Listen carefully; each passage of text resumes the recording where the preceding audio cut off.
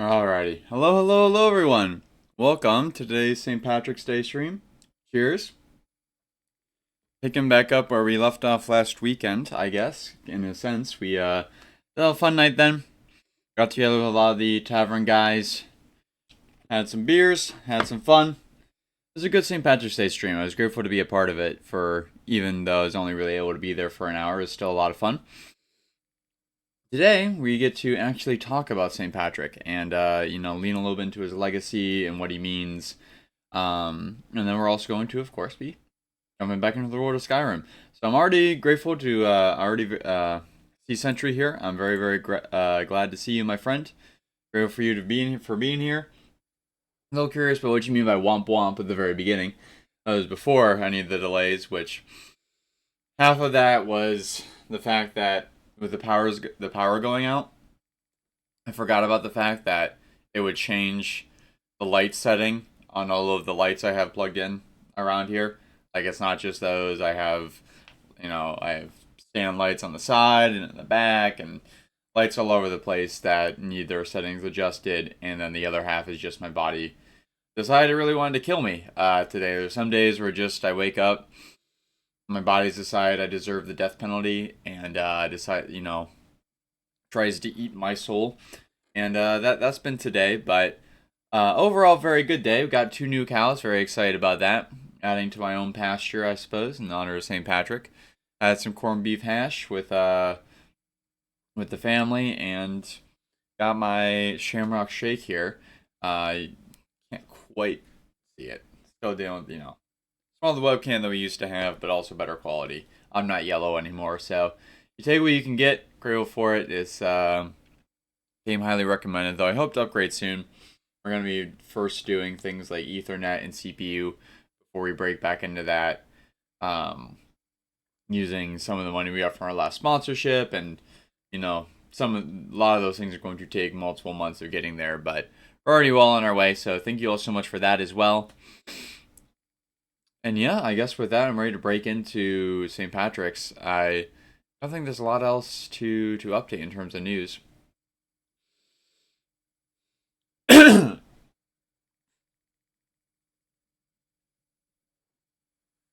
Yeah.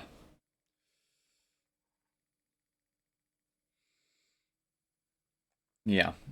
In terms of my body trying to break me, I will be, after we do the discussion topic for today, I'll be stepping out first. I had one more second to clear my throat, but we're pretty much there, pretty much good to go. So I'm going to play here one of my favorite hymns. It's an old Irish hymn.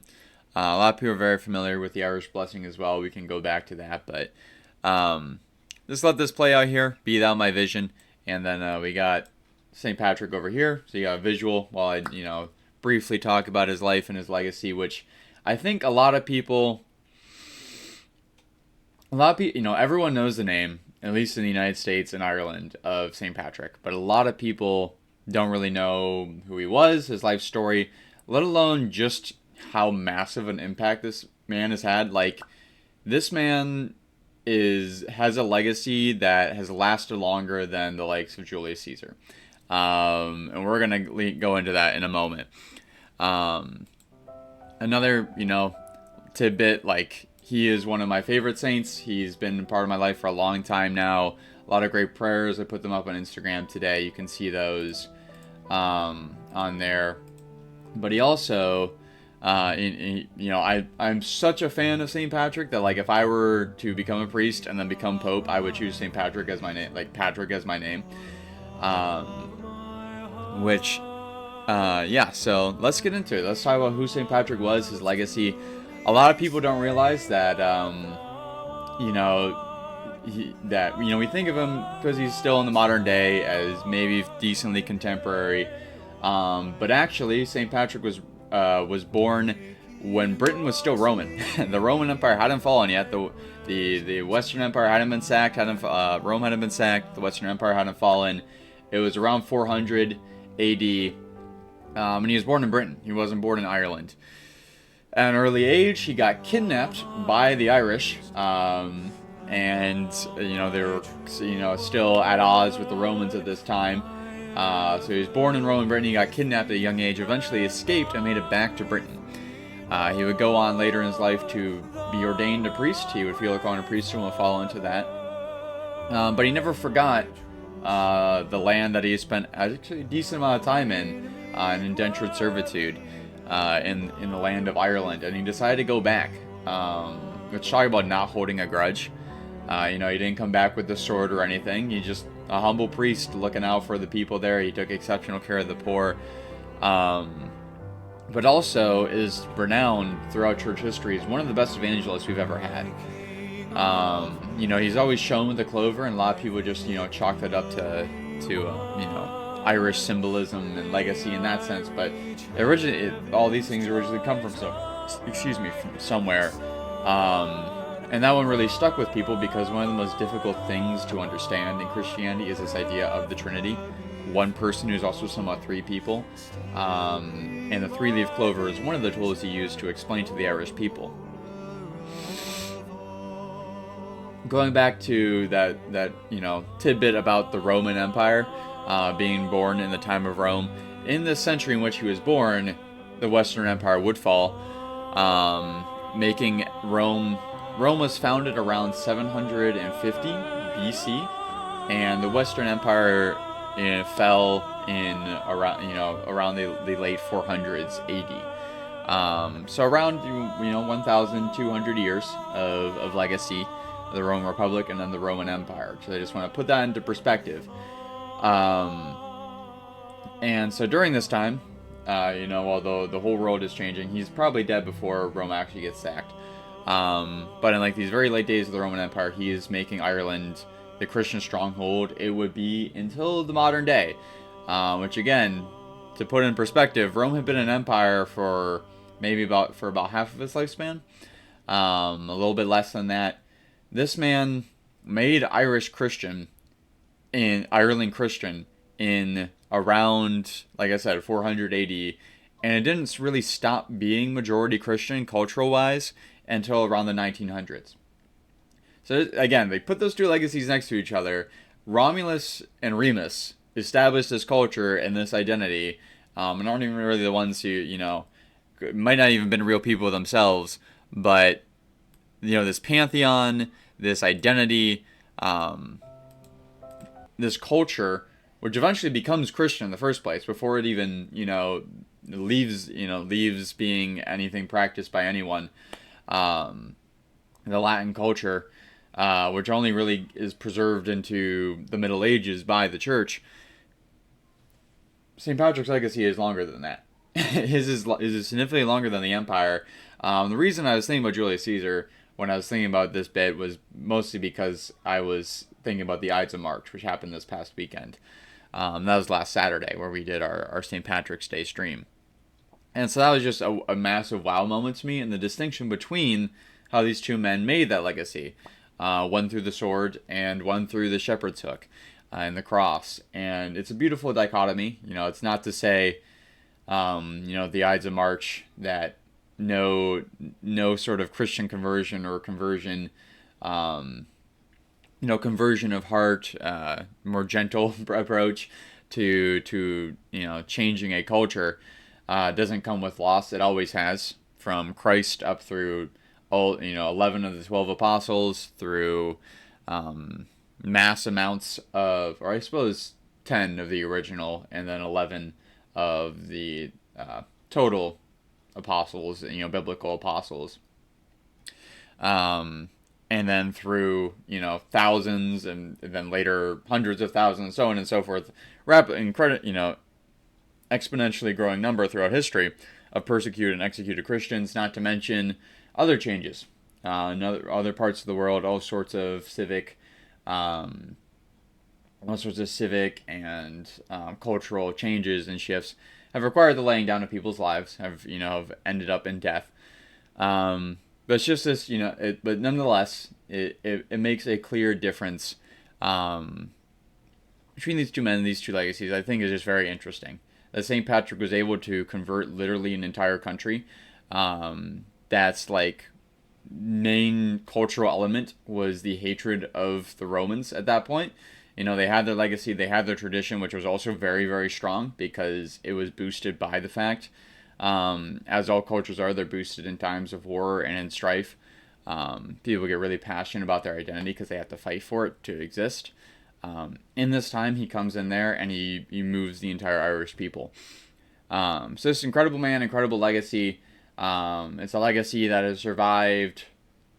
It survived everything that Ireland has been through, the British conquests, through the famine, through the IRA, through all these different forces that acted upon it, all throughout history, all the way up until it was really only the church fumbling the ball that made them lose what they have always had, despite being surrounded by like for example the Reformation didn't really touch them. King Henry VIII, the faith came out unscathed by that.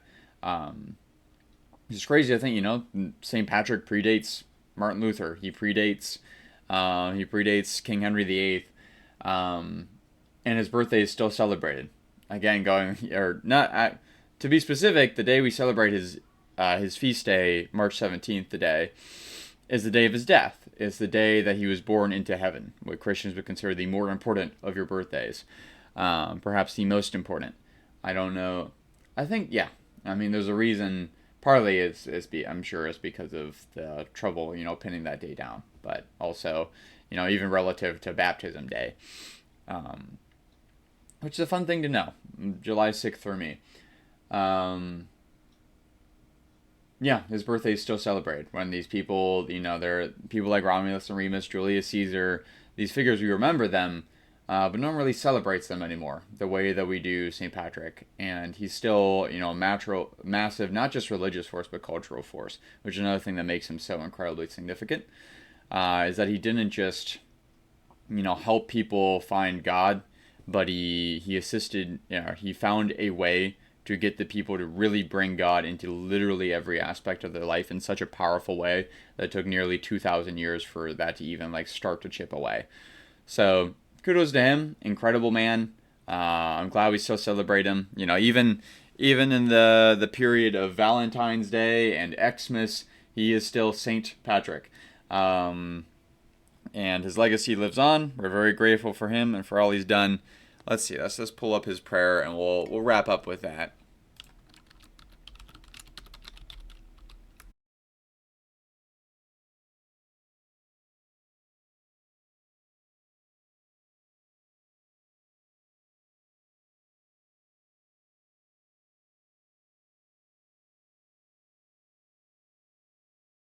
God pilot me, the power of God uphold me, the wisdom of God guide me. May the eye of God look before me, the ear of God hear me, the word of God speak for me. May the hand of God protect me, the way of God lie before me, the shield of God defend me, the host of God save me. May Christ shield me today. Christ with me, Christ before me, Christ behind me, Christ in me, Christ beneath me, Christ above me, Christ on my right, Christ on my left, Christ when I lie down, Christ when I sit, Christ when I stand, Christ in the heart of everyone who thinks of me, Christ in the mouth of everyone who speaks of me, Christ in every eye that sees me, Christ in every ear that hears me. Amen.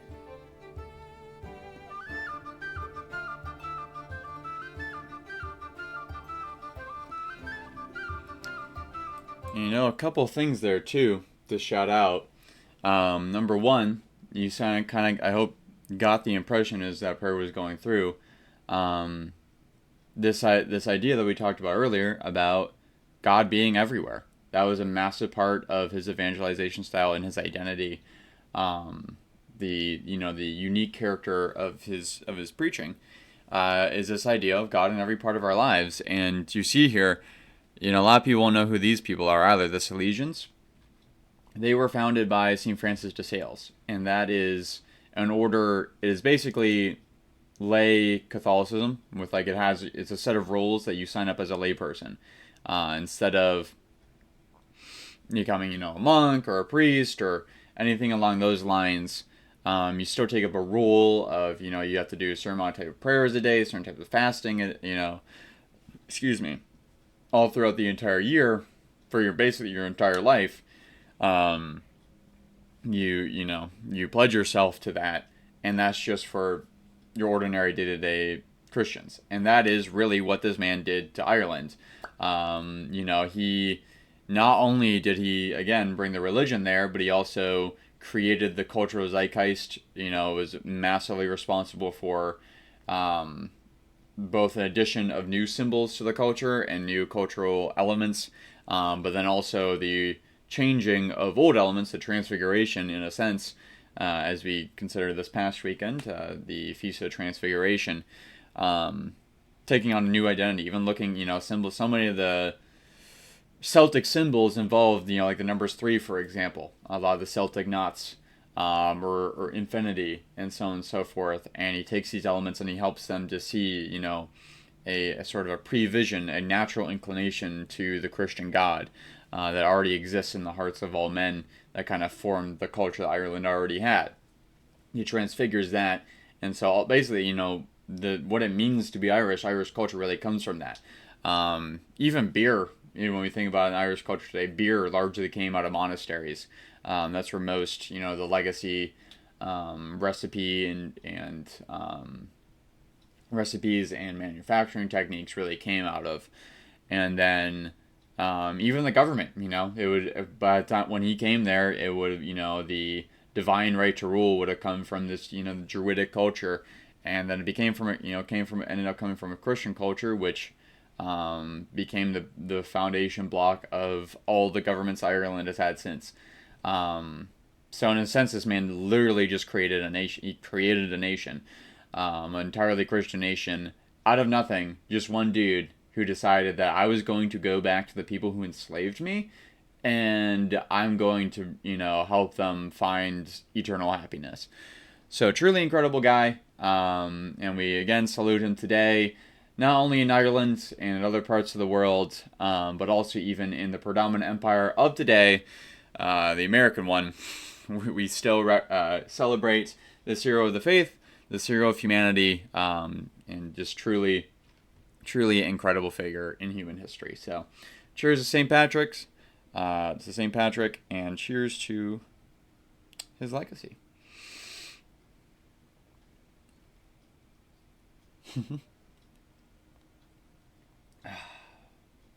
Still one of the best. This is the only thing that makes March good, really, in my eyes.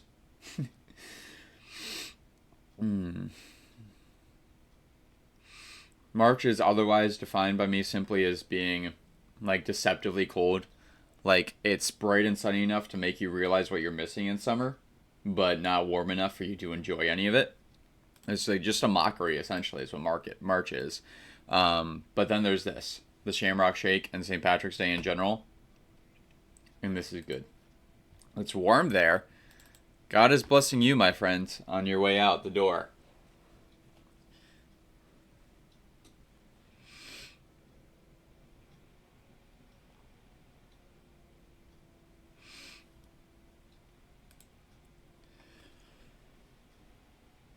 This is your last day, right? You leave tomorrow. What time do you take off tomorrow? I'm trying to give you a call when you're in the airport, maybe.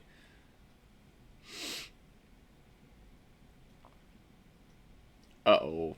Do I still have Skyrim together? And I do. I hope it doesn't, like, mess with anything. I think we're good. Yeah, we should be fine.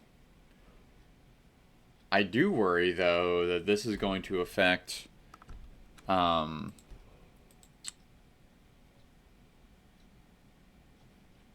the fact that in Skyrim Jail you can kill NPCs. So let's change this.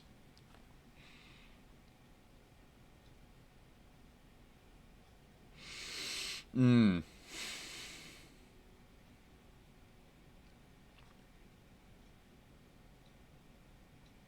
5 a.m. though. We might be saying bye to you tonight because, I don't know that I can. I want to be able to call you, and I will if I can, but I cannot promise that I will be awake anytime that soon in the morning. Why?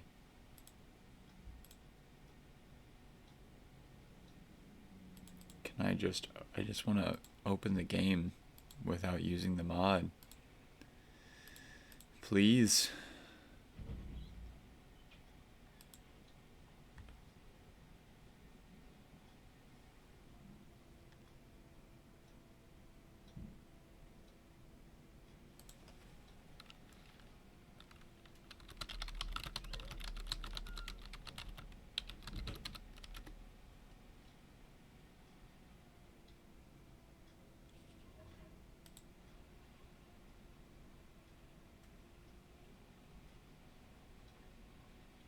In the mod section of Vortex, click on any mod, then press Ctrl A.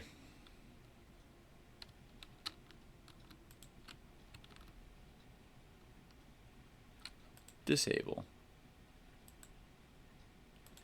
Hey! I probably could just click disable instead of doing Control A, but now I disabled all mods. Nice! So when I open this now, still going, but it's choppy. Rutro Raggy.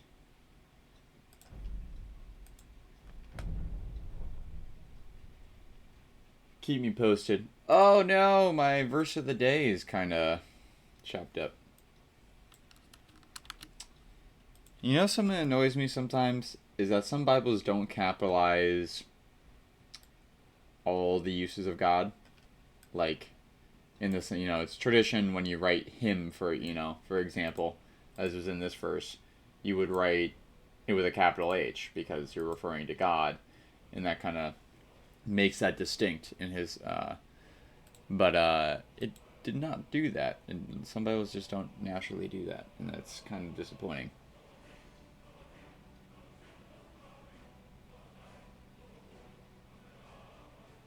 Got you. We will remain in contact.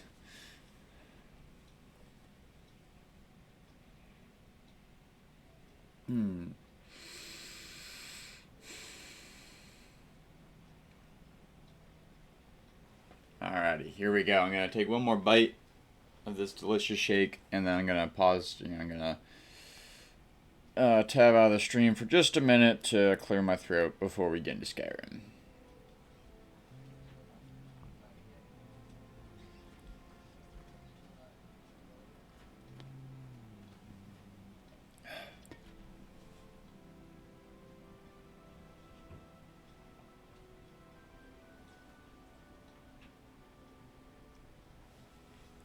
Alrighty. Yeah. You think with all the technology we have too, like you could just send an AI in there to do it, but complacency, that's how cultures fall. As we learned.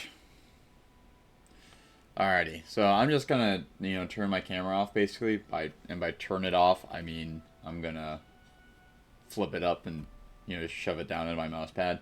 For like just a couple minutes while I clear my throat, and we'll leave this here so you guys have a background and Twitch doesn't take this down on account of there being Skyrim music but no Skyrim game.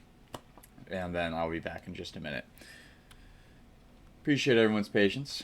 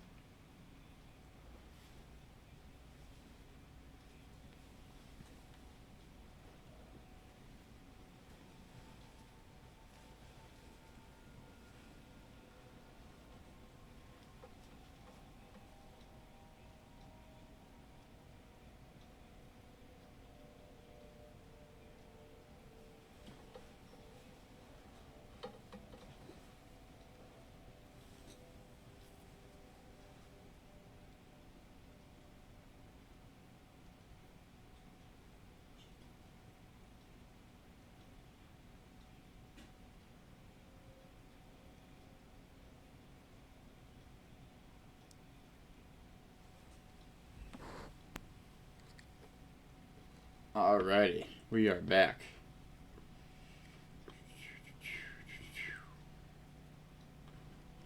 Wrong way.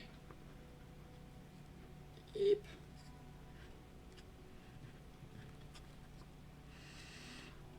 Oh, no webcam feet. Do the splits. There we go. That's a little bit off. Let's try that way. Alrighty. Can't really see it, but I got my St. Patrick's rosary right there. I should get like a hook, like right here. I can hang stuff on.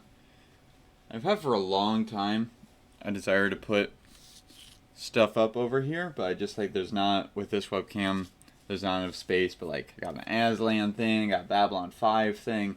Babylon 5 is something we haven't talked about yet. I'm excited to talk about that. I just need to be rewatching the show, and then I'll have non-stop things to say because like every 3 episodes there's a life-changing experience.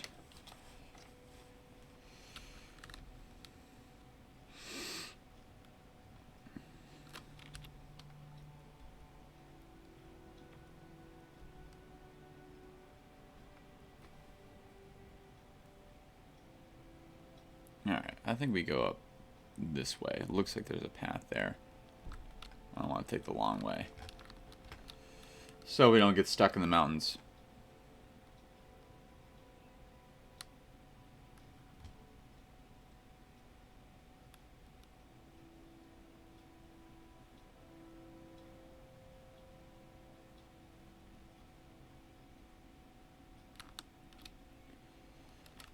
Babylon 5 is one of the best things ever put onto television. If you've watched it, let me know in chat.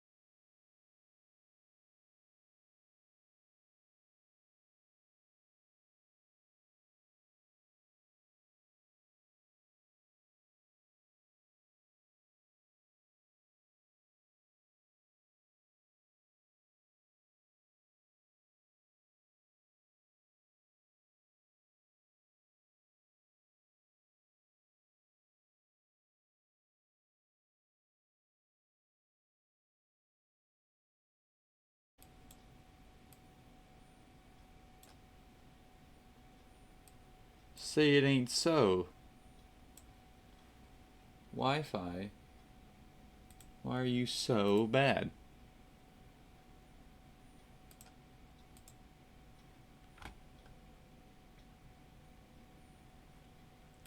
I haven't gotten a notification that, okay. I got a notification that OBS disconnected. Sorry about that, guys. Ethernet is definitely the next thing. Absolutely the next thing. Sponsorship money should come in beginning of April, and then I will have the money to buy that. I actually maybe have the money to buy it sooner, so I'm going to work on that. Next time I have a dev day, I will go out and I will get that done. But yeah, so I was in Boy Scouts. We were trying to make it to this waterfall, and you see everyone got kind of bent out of shape about the fact that this path ended up being like just filled to the brim with mosquitoes. It was really bad. Mosquitoes every... I'm sorry. Oh no. I kind of feel bad taking these emeralds now. What killed him? Did he just like... What? It's as though... Like, he doesn't appear to have been stabbed. There's blood on the rocks, but did his cart just fall on him? Be safe, guys. Alright, be safe. I don't know. So just leave that there and keep on keeping on. You know, the answer's in this hut up ahead. Great to see you, Hales, by the way. Thank you, and welcome to the stream. Yeah, so we were trying. There were mosquitoes everywhere, and I was trying to, I had to make the decision myself as to whether this was a time to, cut your losses and retreat, or to try and, ah, see, last I checked, I was still a Stormcloak General, so, um, please hold.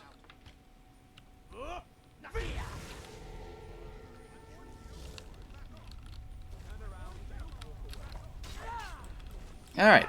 I'm also going to hold you accountable for the death of that dumber.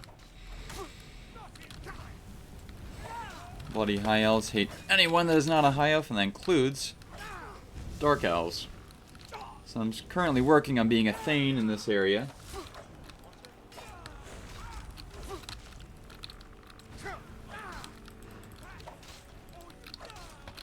I'm going to clear these bastards out. No quarter to Thalmor. It's a standing policy and a just one. Alright, let's find which one of you had the orders. Alright, he had the orders and the key.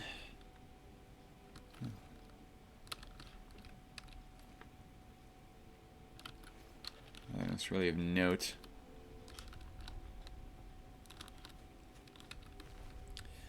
So when I was up there, I decided that, the whole camp out, we'd given people a lot of boons, and they've been having a lot of fun.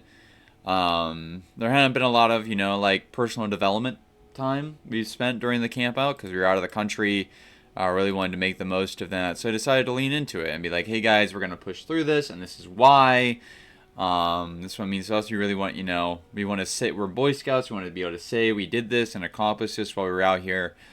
And I stand by that for the most part. The mistake I made is that while I was doing that, I delegated the map to a couple of older guys who were, not even scouts. They were older adults, and they misread the map. And so we spent like a couple hours. We were like a couple hours off course from the waterfall, and we eventually just had to cut our losses and turn back. But nonetheless, people actually took it to heart. As much fun as was made of me for that for a long time. A lot of people stood by me in the fact that it was a valuable, the right decision, valuable lesson, and I got the voting for the next SPL term was during that camp out, and I got reelected, so does something right. All right, let's see. Who is this A? I grow impatient with your lack of progress. If you cannot break the smith, I will be forced to find a more capable interrogator. I expect your next report to contain more encouraging results. So the smith, is that... I don't recall there being a smithy down in that camp. I don't think that's who they're referring to. What smith would this be? I don't see a smithy out here. Maybe there's a smith in there, or this is just where people brought him. Maybe the smith at, in the city is a Thalmor spy.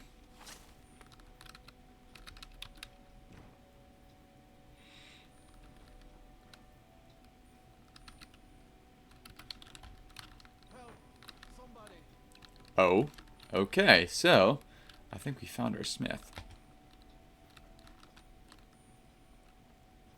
Oh, wow. Hello, Balador. Outsider. I remember you. You're the one who... Oh, this is where Balador is. Thank the All-Maker that you have come.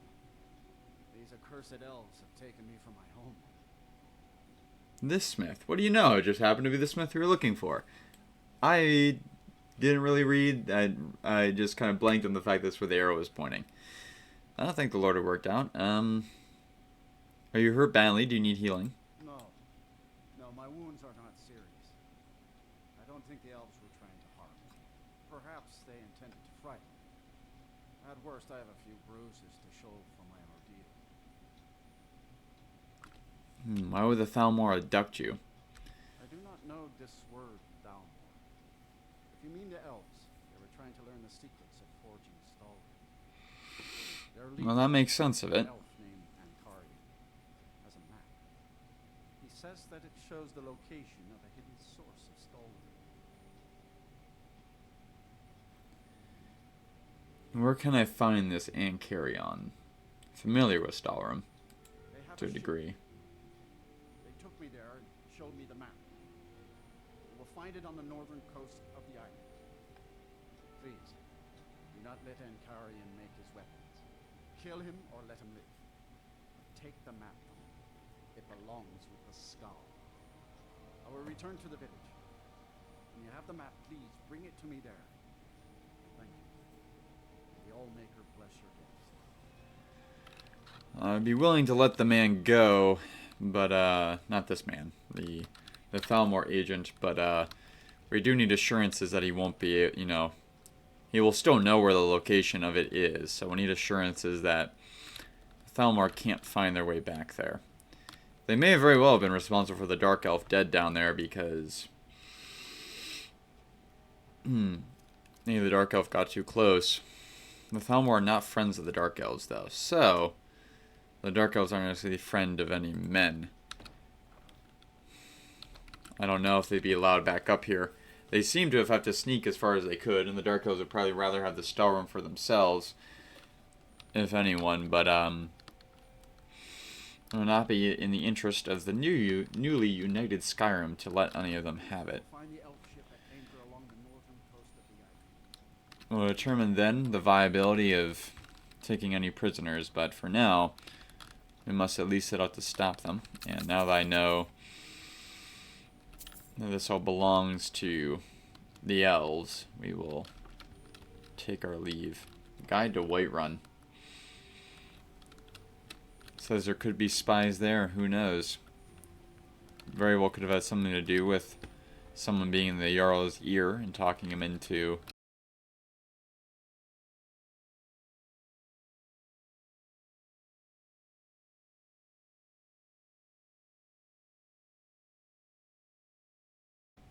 I'm not sure that I think the Khajiit have their own, just have their own version of the Imperial system, actually. But the Argonians have the histories. Yeah, basically god trees. Like, they are beings with powers over time and space. A fun fact. Interesting. Is this a Reichling stronghold? It is. But it is on our way to the next stone. Yeah, so we're at the, I think, latitude line? Uh-oh. Maybe there's more of a reason why I misread that the map was misread, but look, it's been a minute, okay? Latitude, I think, goes left to right. Longitude is north-south. Prime meridian is longitude, and equator is latitude. Oh, wow. These buggers are strong.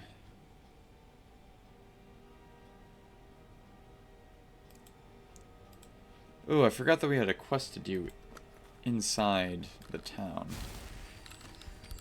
Let's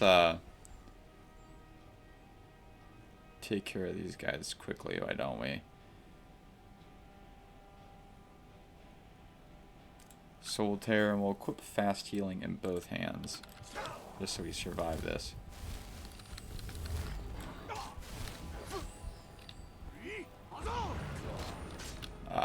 Oh boy.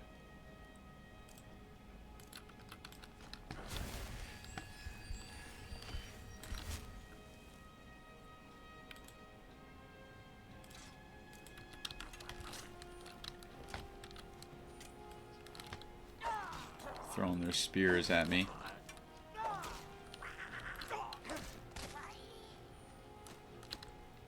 Which reminds me, I want a chance to use these spears myself.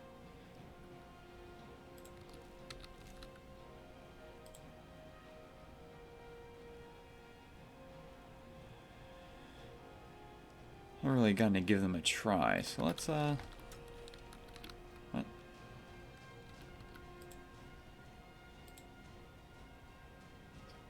must have favorited them instead of...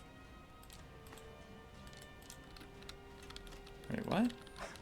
Where are they?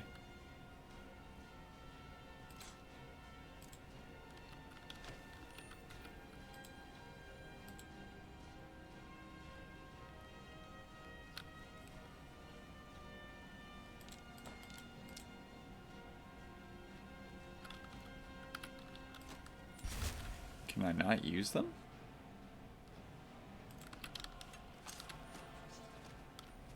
I'm just bugged right now. We're not going into these ruins. We're just clearing this out so we can come back later, perhaps.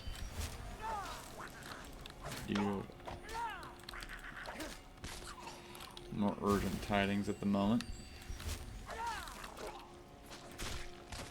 Oh, it's like evil hobbits.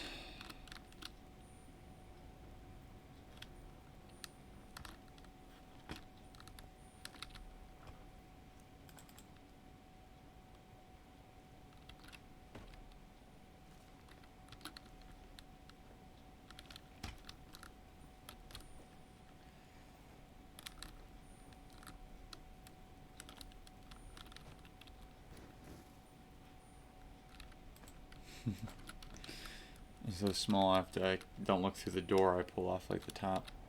Let's just see. Let's open the door so we've been in here. Alright. And now let's leave. So like it still says I have the spears equipped, I just can't use them?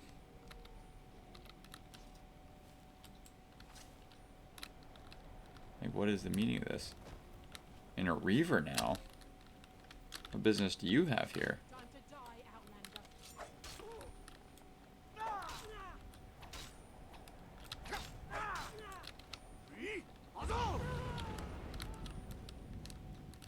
I have a new companion. Wonder if I use a bow? I shoot Reekling spears out of a bow? This is odd. Hello, Jorb. Welcome to the... Okay, it's a mimic. Ah, please hold while I steal your belongings. Welcome to the stream and happy St. Patrick's Day. Great to see you, my friend. Welcome back. This is our last stream with Sentry, by the way, before he ships off to basic training tomorrow. Okay, guys, the answer to this lockbox was literally to move nothing. Alright, so I want all of this, but I don't know if I can carry everything. So what do I put in here?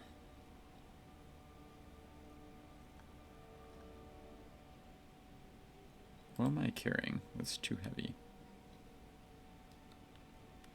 Let's be real. I'm never going to get around to selling this. So, hey guys. Oh, you brought friends. Wow, these spears really suck.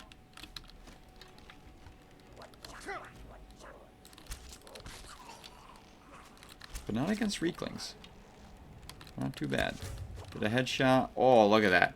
I just feel like it should do so much damage, but I only do 10 compared to like my proper arrows do a lot more. It just feels more satisfying to send a giant spear flying into someone's face. And thank you, Jorb. He spent the top of the stream talking about him. One of the most legendary figures we ever had. If we had a Catholicism version of Marvel Rivals, he would be like Moon Knight. Like total team wipe. At the top of the stream, we talked about how his legacy, like he basically created an entire culture, converted it at a time where it was particularly strong to an entirely different religion, changed the meaning of like all of its symbols, and even, you know, how the government would be structured and how right to rule would be determined.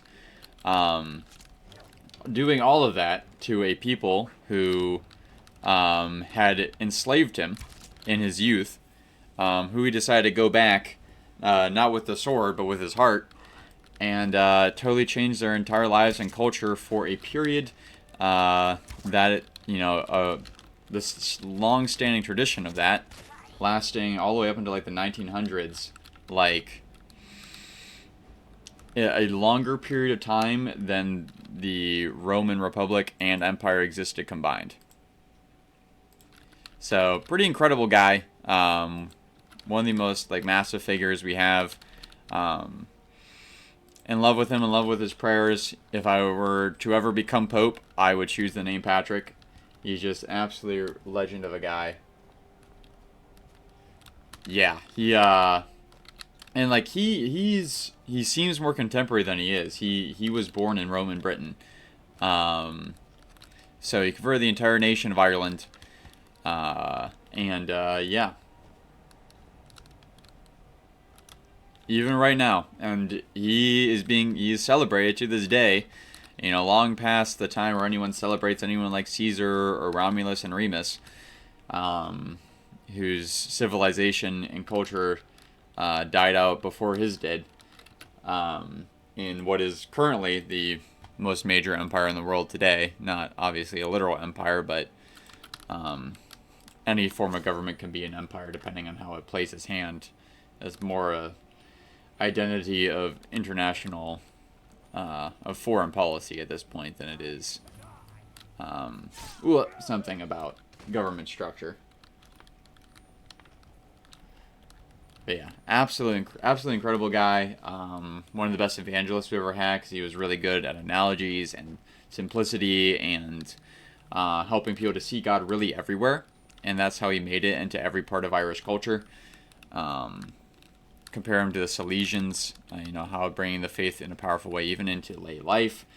That's largely how, you know, in addition to the Italians, largely, perhaps even more so given that they were English speakers, the bringing of the faith to the United States.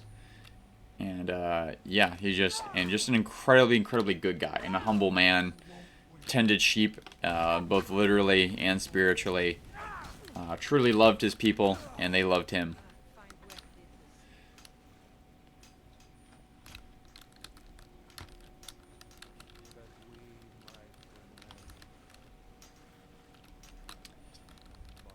Seems someone in Mirak's faction decided to finally start sending guards out to these things, but they only sent one. And he was so insignificant that I killed him without even realizing where his body would end up. Not a great look. Not a great look, Mirak. Let's return your stone where it belongs. St. Thomas Becket. I believe he is England. But I'm not entirely certain. That's really cool, though. And that kind of stuff's important to know. St. Patrick, every year, my family, and even my parish actually now has a tradition of picking a saint to kind of, you know, spend the year learning about and praying with and so on and so forth. And this year I got St. Padre Pio, but the first time I ever did it, I got St. Patrick. And so he's very near and dear to my heart. I'd encourage you to learn about St. Thomas Becket. I've heard a lot of good things, but honestly don't know too much myself, so I can't say too much on the subject. The most difficult thing about what we're doing right now is not killing this lurker. It's killing this lurker without him killing any of these poor innocent miners. Oh, there's the cultist body. Wait, hold on. That was Frost Breath. That's not my dragon. Oh, Durnavir, if you could help out a little bit here, appreciate it. Oh no. Come on. On me, not that guy.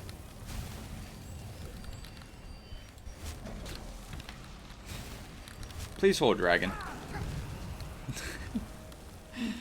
Take a ticket, man. Take a ticket.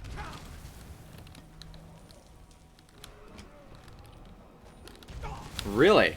You know, I have held those gloves. I was very blessed with the opportunity when I was in Nashville once to go to a prayer group devoted to St. Padre Pio, and I got to hold both his gloves and also his cloak, I believe, which had blood stains, I think, from stigmata on the side. But no! Let my people go! You guys should get out of here. This ain't your fight. Alright, well, I'm committed now. I gotta draw this guy's attention all myself. Keep on healing, keep on healing. Come on. Alright, they're backing off. Good, good, good. I appreciate their courage, though. Might just be Irish. Ah! Which I am in part, by the way. Yeah, St. Patrick's Day is one of the most powerful we have. It is a shame. Like, a lot of... It's hard to tell, like, what even as recent as he was, like, what the true story of St. Padre Pio was. Because there's so many people that, because he existed in the time post-printing press and everything, as easy it is to... Oh, absolutely. That was a life-changing experience.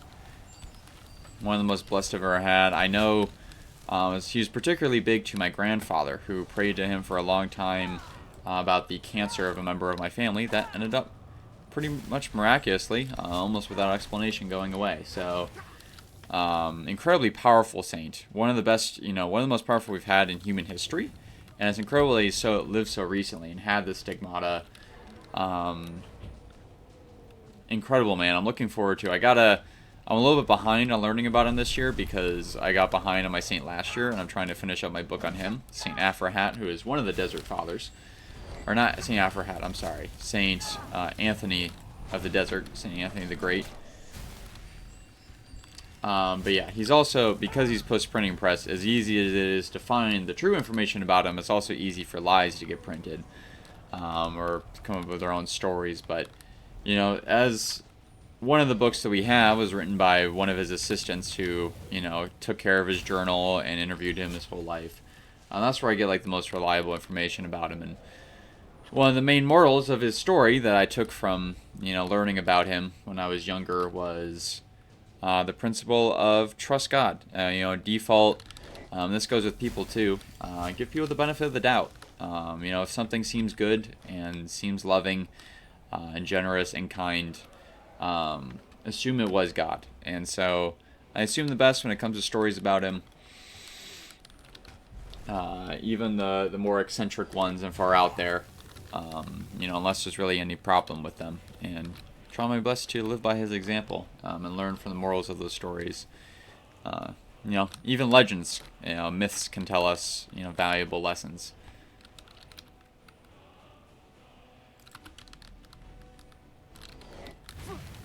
Alright.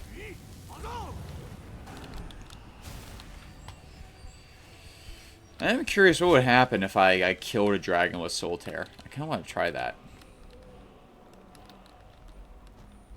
Is he running from me? Oh no, he's just falling to the earth. I kind of want to watch that. I know, people have knocked it because he swears in it, but I'm honestly not sure that he wouldn't. I don't know how I feel about that, so I'll have to watch it and judge it myself. I do think it was probably overused. People underestimate, like, when it comes to God and the things of God. Oh, he got an ad. We'll hold. Let's try and not exterminate the wildlife. Leave those poor boars alone. Just stay out of their way. That's the thing. They're I think people just don't understand pious speech anymore, and largely because they're sadly so far removed from anyone who actually talks that way. Which, it is one of the saddest things in the modern linguistics, I would say, modern etymology and so on and so forth. That use of more fancier words and more devout speech is never considered genuine. It's considered either a reference or something for really holy people. But it's a part, really, of allowing the truth to become intimate to us. To speak in such ways, even if we don't own it right away, learn to own it. So, it is sad, and I think they should have gone with more, let them boldly speak the words of God and Bible verses and speak truth and speak in a way that reflects reality. I think is another big thing for Christians today that, allows it to not become as personal, as emotional as it is. We kind of, even another sad thing about the church is, we talked about this before, how much people judge traditions and people who try and, act in even, the littler ways and the higher ways and more beautiful ways, like God, as, people who are presumptuous and are trying to make themselves holier than they are, be holier than thou, but they're really just trying to connect with God.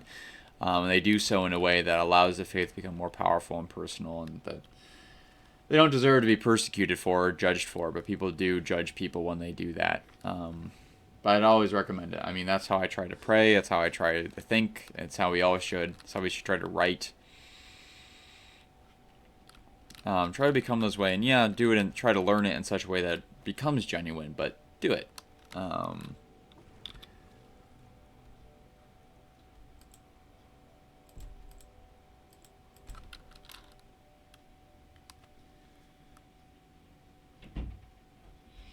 Well, that's the thing, sometimes people make things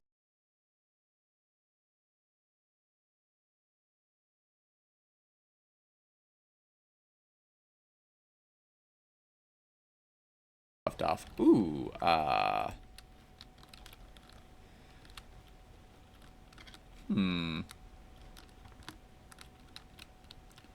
don't have magical horses with the ability to walk straight up a wall, so I'm gonna have to be more careful here.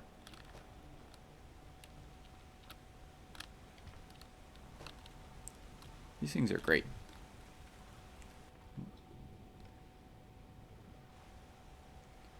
Yeah, let me know when things seem normal to y'all.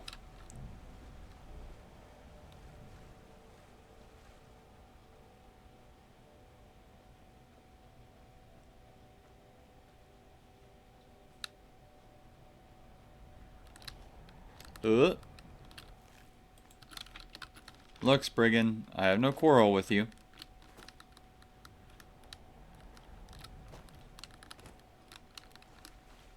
This is your own territory. I respect that.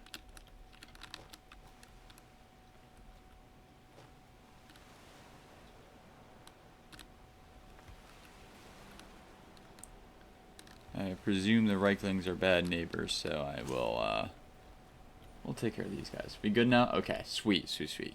But yeah, I feel like sometimes people insert vulgarity too much into life as kind of a way, it gives it acts on the presumption, and kind of manifests it as a reality, that kind of speech, that truly saintly people aren't real, like they're just pretending, or that they only exist in stories, that it's impossible. And I think that's another massive problem with the modern church, is this view of holiness is kind of unobtainium, like it just can't be done, let alone done in mass. And I think that's a heresy in its own right. It's sin ceases to be sin when virtue becomes impossible, and that includes being close enough to God that you really truly feel higher language and higher ways of thinking, as being naturally disingenuine, and being connected to that. So I would push back on that. I would push back on the idea that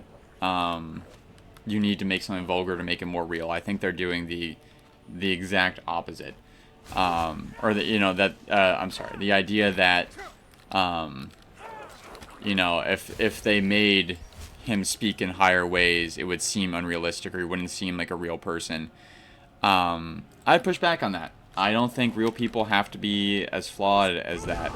And I'm not saying there's anything wrong with swearing. I do it a lot, and I don't do it because I think it's wrong. I think it's wrong and just don't care.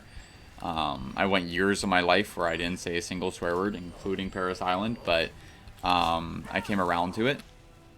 It's not that, but I think that there are certain people who ought to, because they're in the, because of the role they take on as a representative of Christ, like, and, CC, or Jorbicus, I totally back what he just said a moment ago. As well, there's people who, are, their job is to take on the role of Christ in a special way. And I think when you do that, just like, you kind of expect a politician to talk in kind of a higher way to lift people up, to that. this. There's nothing wrong with the vulgar, or the more accurately, profane. Profane is what we call in Catholicism anything that isn't sacred. Profane is not bad. It's just not it's not equivalent, however, to righteousness. It's not equivalent, or not to righteousness, to what is sacred. It's just like on a lower level of good.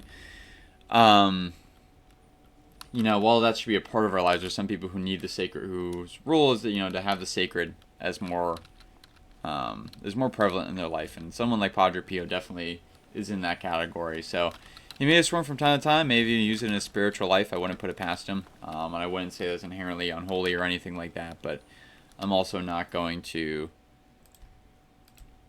I think it's kind of a cop-out, especially in a writing standpoint. Like, it's probably more so the writers just don't know how to think like a saint in order not to write like a saint.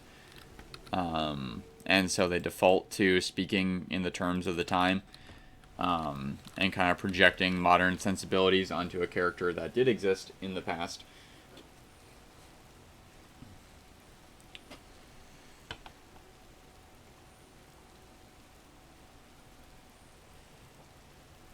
I will, thank you.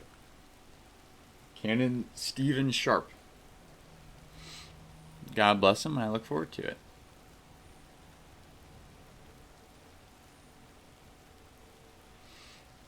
Right now I'm just waiting for the Horkers to buzz off. Okay, they have. And my last note on that before we get back to the story, I feel like as well, I think of things like in the South, for example. People use bless your heart or anything like that as kind of a pejorative and as a judgmental expression or something offensive. And these are ways in which, holier language, like I feel I want, oh my God to be a prayer again. And I want, those things to, the way I was raised using those expressions were as genuine acts of care for another person, and you really meant them. And I think they should be allowed to mean them. Those people have no right to them, and that's, where we've also lost part of these things.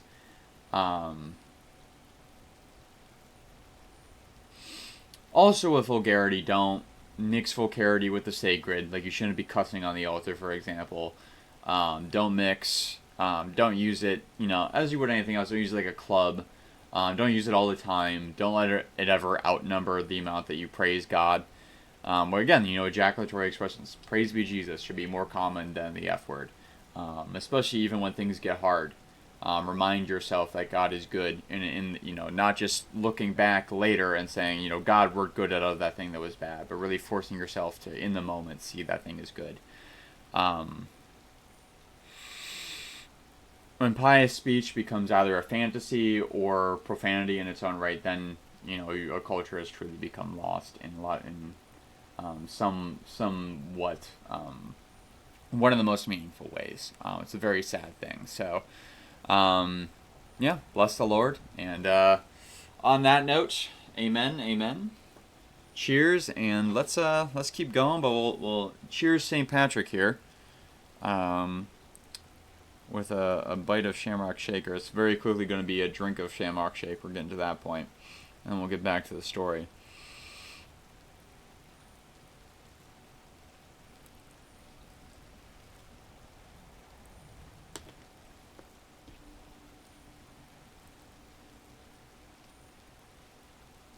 Hallelujah. And I mean that. I was just talking about this at top of stream too. That's fantastic. I love that you love it. Amen, brother. Like, they are... Shamrock Shakes are one of the only things that make March valuable to me, like, as a person. Otherwise, March is just, like, to me, is just sunny enough to make you realize you miss summer, but still cold enough to make you realize you can't have it. And, you had one just a few weeks ago. Heck yeah. Shout out to my brother, by the way, who got this for me. I'm grateful to him for that. They are just fantastic. Mint and shake just goes so well together. You are trespassing here. I strongly suggest you move. Man after my own heart. Alright, I have business to discuss with your leader. You will find him on the deck. Any hint of treachery, and your life is forfeit. Yours is already a joke.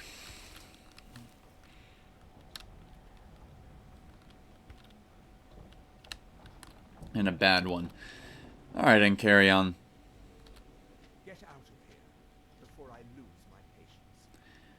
I'm here about the Stalwart map, and not to mention that you're trespassing. So you know my purpose here, then? I suppose you must have found that dullard of a blacksmith.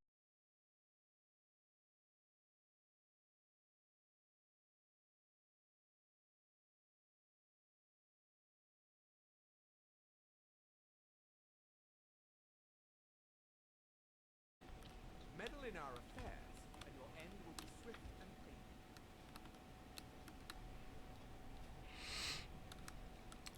Does not seem to be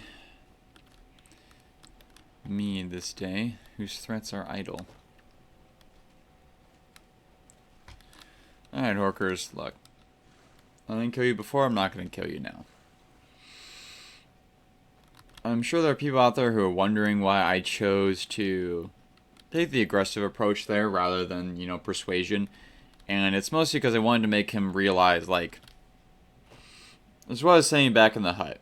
They need to not only be, like, convinced they're not going to get access to it now. You know, they're not going to, you have to scour them to talk. But they need to be convinced that they're not going to be allowed to mine there and that they should never come back and try again. And so saying that I, the literal Dragonborn, and also a general of the Stormcloaks, is going to be on their ass if they try it, ever. That sends a lot more powerful and permanent of a message. That'll hopefully last even when we've long departed the island. There's a dog here and he's barking. I'm wondering if something's wrong up here.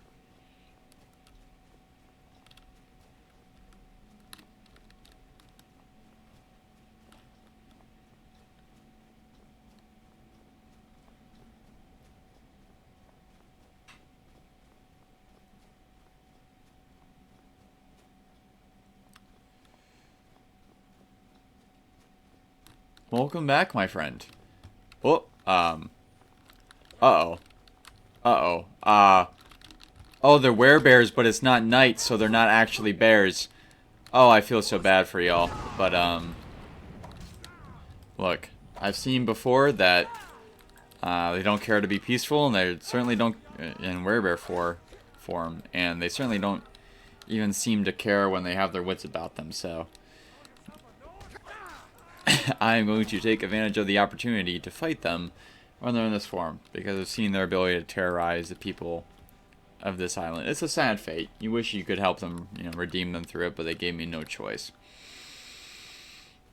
But yeah, welcome back, Jorg. Great to see you, and I just want to update you on what you missed, because, you know, I was hoping the story would take long enough that you'd be able to still see it, but actually, apparently I'm just so goated that the Thalmor are just going to fuck off. The Thalmor are just leaving. I talked to their captain and I said, look, either you leave right now or I kill all of you. And he's like, yep, that sounds like I should leave. And he did.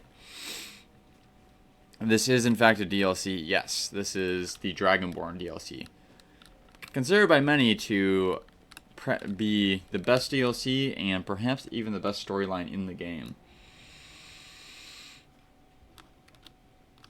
And then I also explained my reason for being aggressive was that I wanted to make sure they didn't just, like, leave this time. I wanted to make sure they never came back.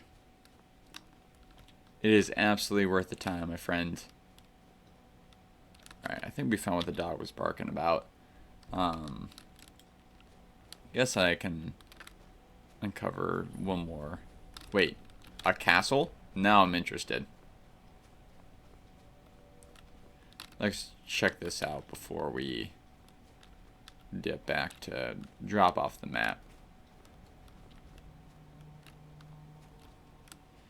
I was all good to go and fast travel out of here, and then I saw the word castle, and now I am totally sold.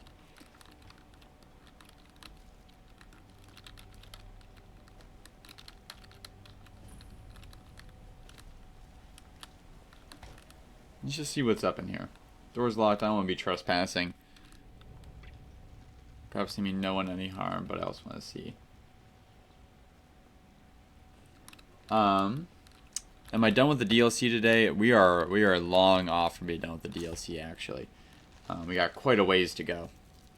We're only about halfway through the main storyline. Like, that was a side arc. Interesting. This guy is something that teaches us how to, I think, either... I don't think bone mold is what, like, the Dragonborn armor is. I think this is how we make the kind of armor the Reiklings have.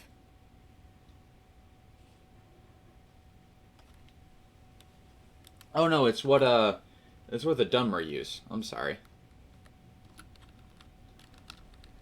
Shoot. Who is my favorite pope in the entirety of church history? And that's a really tough one, but I'm probably gonna have to say Pope St. John Paul II. I don't even agree with him and everything. You know, there are disagreements I have with him on the death penalty. Something like, oh, you know what, Peter? Yeah, that almost feels like cheating, but you're not wrong. Good one, Sentry. Kudos to you. I agree on that. I don't disagree with him wholly on the death penalty. More so, some like we've talked about it before. I think actually on here, you and I, that it's more so his reasoning than it is his actual conclusion. I agree with him that in most cases it shouldn't be used, and but that there are still cases where you need to remove those people from society depending on the culture you're in, what you're capable of doing in terms of rehabilitation and such. But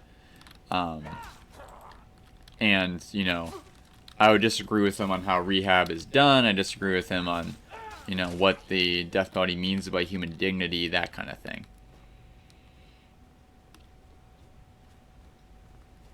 Your third pope is Leo?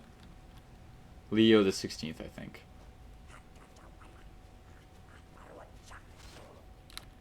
Pope St. John Paul II? Or is there another one? I missed who Century Second was.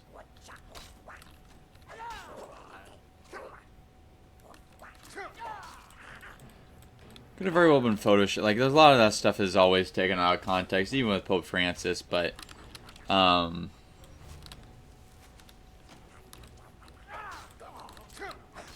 it is always important to remember as well, that... like the South, sometimes the best and most truthful way to, get to a culture is to realize that these people have been looking for God all along, and that even though they haven't gotten it right, that they've got part of the image, and that their devotion is genuine. That was one of the big debates, even on St. Thomas Aquinas' time, as to how to deal with the Muslims especially. Do the Muslims worship Satan, or do they worship God, and worship God incorrectly? And the conclusion is that they worship God incorrectly. And so it depend person to person as to whether they're automatically going to hell or not. But I don't think even then you should be kissing the Quran. So I don't know if he did or not, or what the story behind that is. I'd have to look into his reasoning. There's certainly things I disagree with him on, but he was also... I love him just because he was just so well-rounded and so spiritual. A man who truly, he wasn't, the only reason that he kind of exceeds Pope Benedict in my mind is just how big he was on having like an authentic relationship with God. Pope Benedict could sometimes be a little bit heady for my taste. Not a bad thing to be heady. It's just, sometimes you really want to focus more on your gut voice than your head voice, for example, in singing. Yeah, he was a great diplomat. He really cared about everyone. Did a massive thing in the Cold War. Basically as responsible for the end of the Cold War as Reagan and Gorbachev were. So, massive kudos to that. The consecration of Russia was a big thing for him. Big on Marian apparitions, for example. Big on Medjugorje, which is a massive part of my life. Very prayerful guy. My mom has a lot of experiences with him I can go into someday.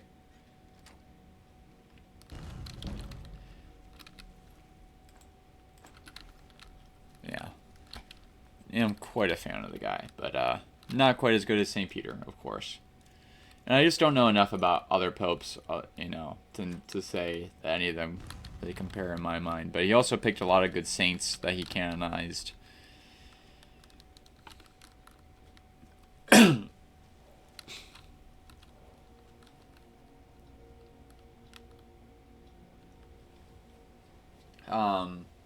Was very influential on Humanae Vitae, for example, as well.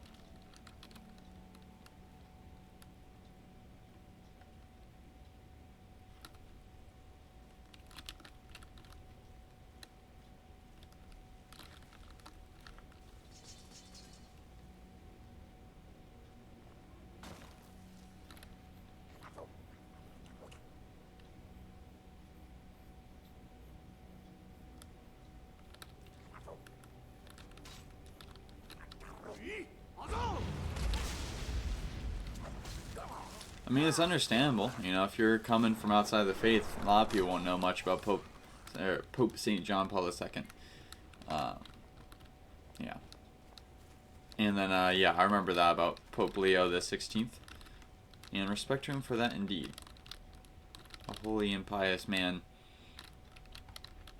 who kind of foresaw the calamities of what would be most of the 20th century, extending a little bit into the 21st, kind of a century given over to Satan that really seemed to be just that, also corroborated by Our Lady of Fatima.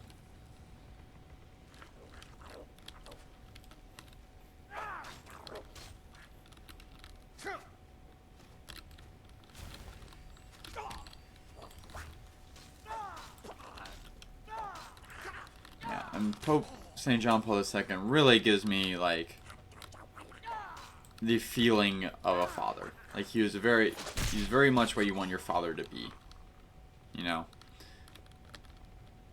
I want him to be my dad, if I didn't already have a great dad.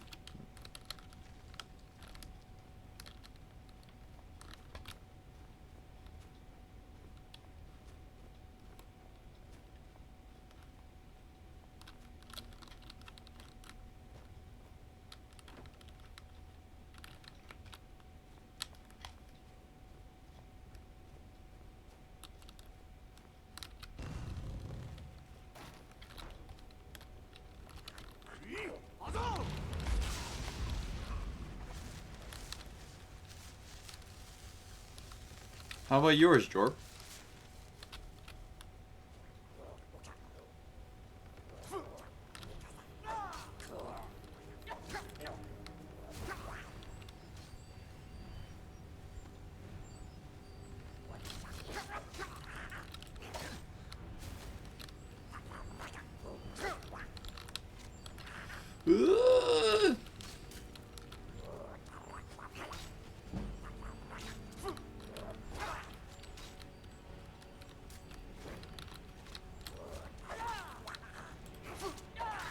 Die, you angry little gnome!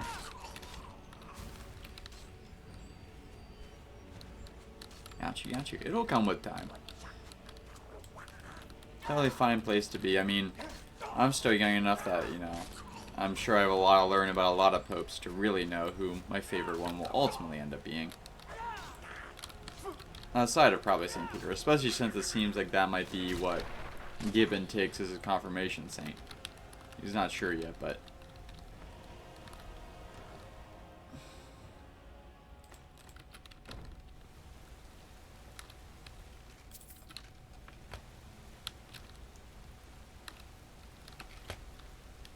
How much glass is down here.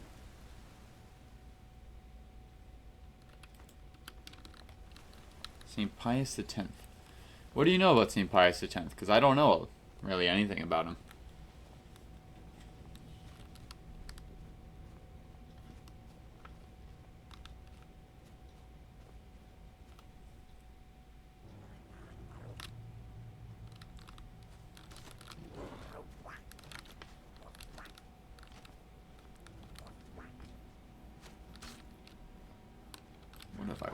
too?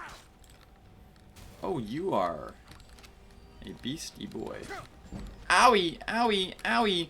Mommy. Ah!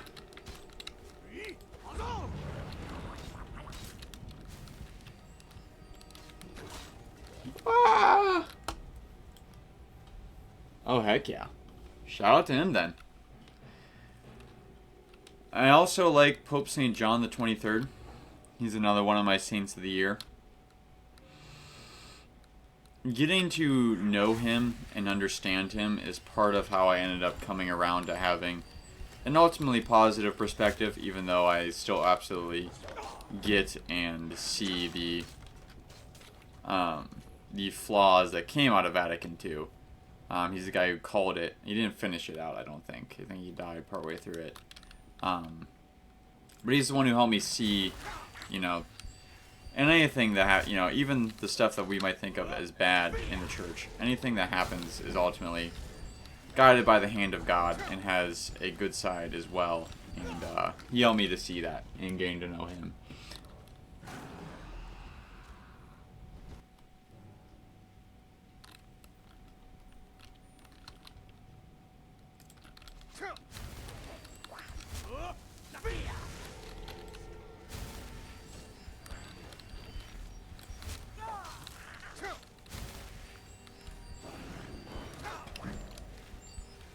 Another update on me,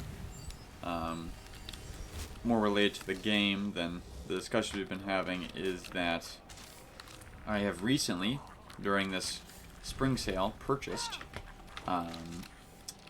ESL. So I probably will be playing that on my own time rather than on stream, since we already have, you know, our next stream, our next RPG stream queued up. But if anyone wants to play that with me, or, you know, want to talk about it, I will know more about it coming up real soon.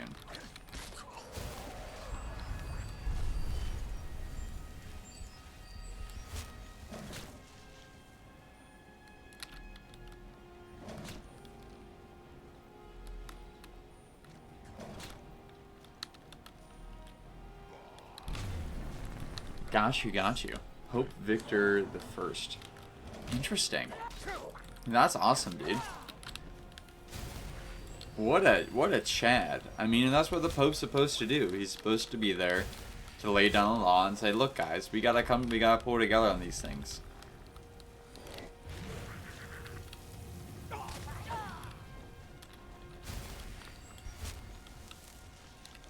That's just like the reality of the papacy, is that every organization that's ever been made, that has ever existed ever, needs some form of that. Needs some form of chief executive.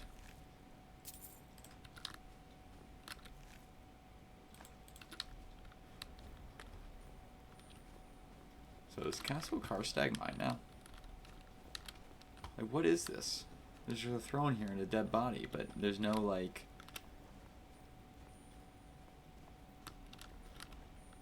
Where's the lore? Thank you for the amen, Durnavir.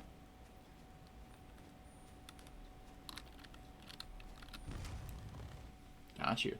Yeah, and that goes to show, you know, that for, you know, how much for a long period of time what we considered to be true about the papacy was still considered to be true at in the very early days.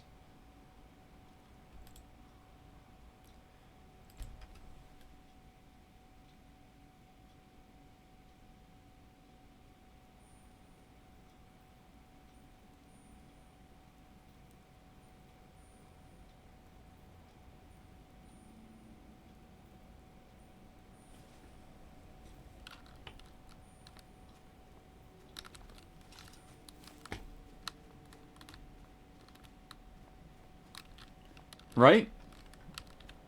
Absolutely. Alrighty, here we are. So we have two quests here. Let's turn in this one about the map to get them kind of be more on the same page as us. We've helped them with Baldur. We brought him back. We've got his map, so maybe they'll be more friendly to us when we talk about this whole, we need to talk to Mirak about the Stalrim thing.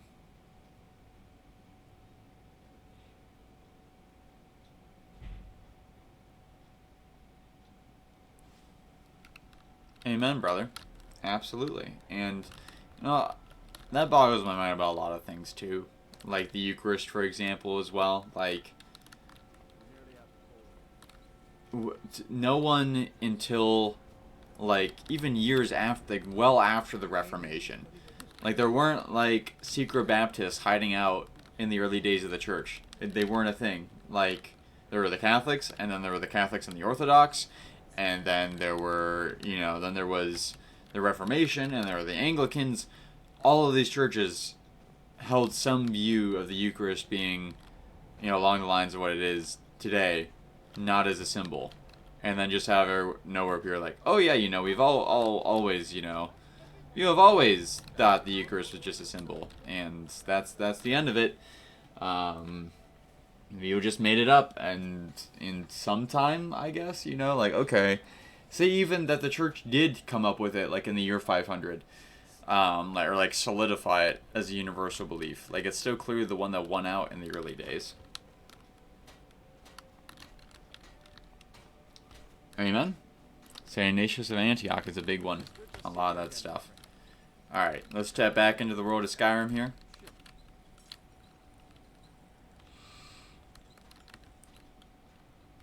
Let's talk to the skull. Yes, and I made it back, and I brought the map to the Skyrim source. I know you face great danger to bring this map to me. No words to tell how glad my heart is. Thank you, Ray. I name you friend of the skull. I will trust you with the knowledge of forging the skull. If you bring Stalrim here to my forge, you can use my tools to make what you will from it. Until our Wow. next meeting, skull friend. May your hunts always bring you game, and your crops grow tall and bountiful. I heard from Well, thank you. how you went in search of Baldur. That was very brave. And in fact, that's I heard from Theor how you went in search of Baldur. That was very brave. Alright, please hold Thorstan. I gotta check in on chat. Which I'm looking for. Same to you, Jorb, and I ditto your message to Sentry. God bless us all. Suggest everyone pray the Irish blessing on their way to bed today. I wish I could quote it from memory, but I'm not quite that Irish. I do love the prayer, though. May God bless and keep you. I know that part. So, God bless and keep us all. Great talking to you. Always a pleasure to have you stop in. Alright. Ugh. My body's fighting me, but I'm ready. I'm ready for more Skyrim. Yeah. I appreciate the kind words, but, and, you know, it's just all in a day's work. Honest as well as brave. Most admirable. I can see why the skull think highly of you. Yes, I think you're just the adventurous sort I need. I have a job offer for you. As a scholar of history, I've always found Solstheim to be most intriguing. I've made many forays into the ancient ruins that cover the island. I've come to know those ruins so well, I could draw you a map from memory. That's why I noticed the new passage the moment I laid eyes on it. A new passage to what? An old tomb, I think. It must have been opened by an earthquake that accompanied one of the Red Mountain's eruptions. I'd love to have a closer look. Those old ruins can be dangerous. I'm no adventurer. I'll pay you to watch my back down there. I'll be heading back there soon. If you're interested, meet me at the ruins and we'll see what we can find. Now I'm off to pack for the expedition. I'm with you, man. You know the help we can get.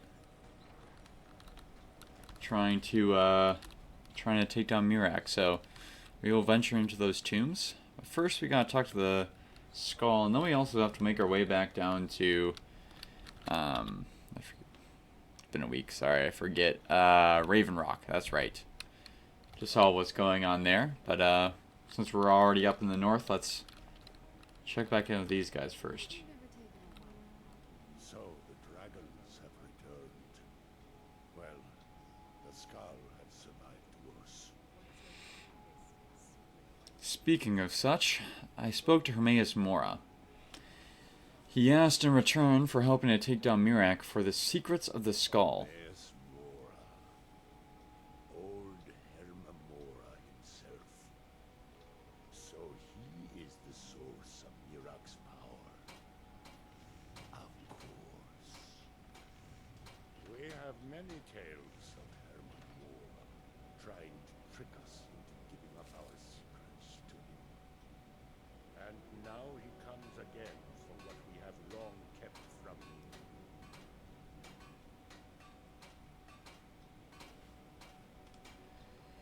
him. The secrets of the skull, I'm guessing, are at least partially the forging a Stalrum, but probably something else. He said it's the only way he'll teach me the final word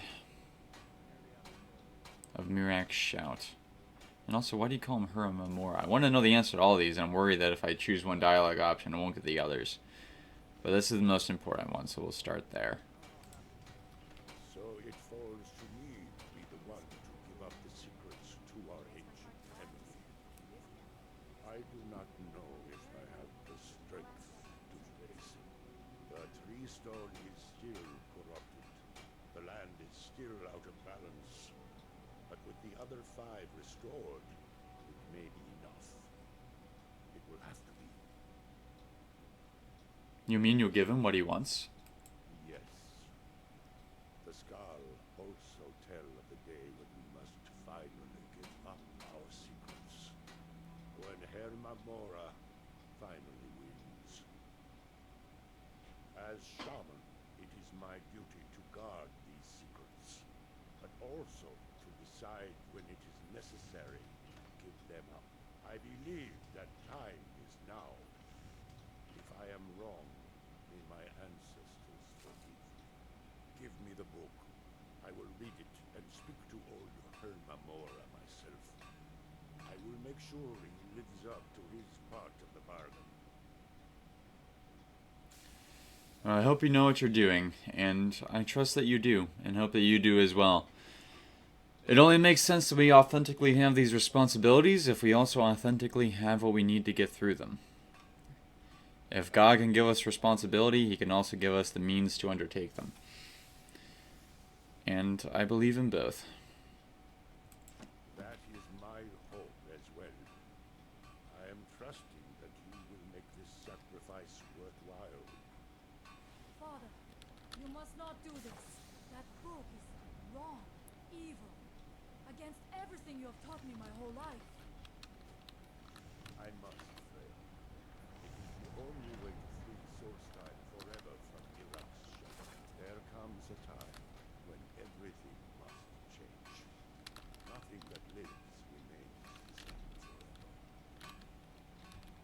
Do not fear for me, my daughter. This is the destiny that the Old Maker has laid out for me. I stand beside you, Father, as always. I am ready for whatever the foul master of this book has in store for me. I see why the Skull are just about everyone's favorite. The Skal yield up their secrets to me.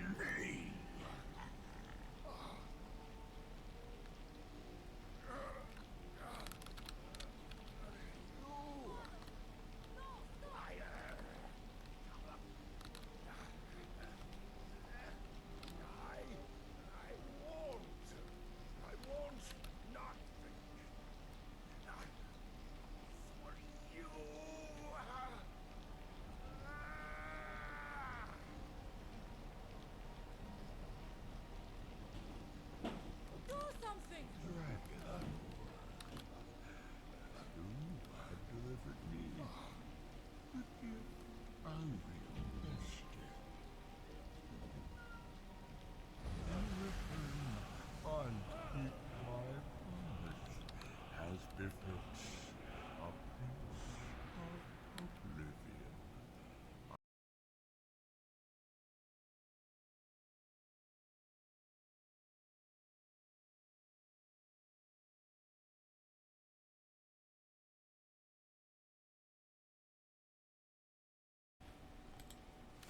He may be a Daedra, but nonetheless, he will pay for this. Do not let his death be for nothing. Go and stop Mirak. Well, I have the last thing I need, but not the last tool I can use against him. Let's see what aid we can get from Raven Rock by finishing our quest there. And also within the tomb.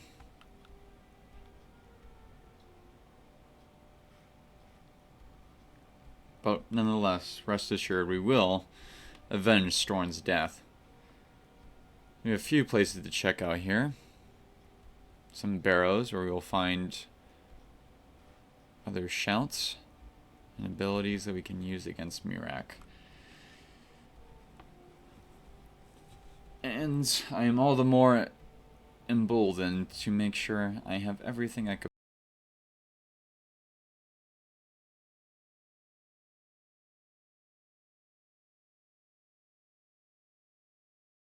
All the more now her people have need of her. Let's head first to the tomb, then back to Raven Rock, and then up to a couple of the other barrels you discovered along the way.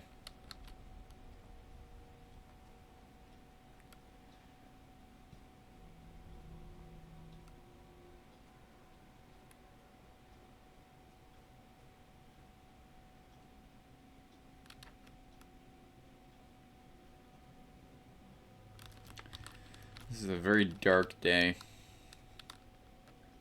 I trust he knew what he was doing, though the secrets may be now belonging to Mora. I do not believe Storn's soul is. I'm encouraged by that.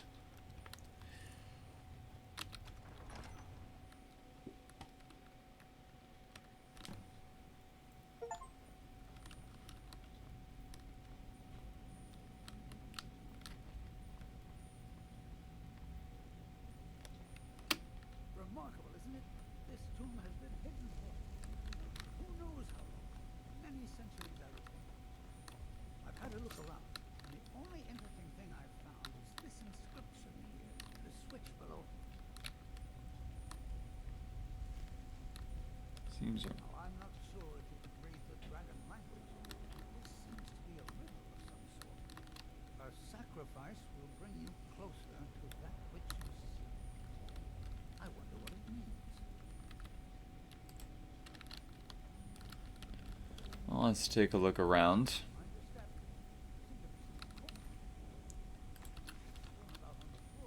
Ah, so this wasn't you.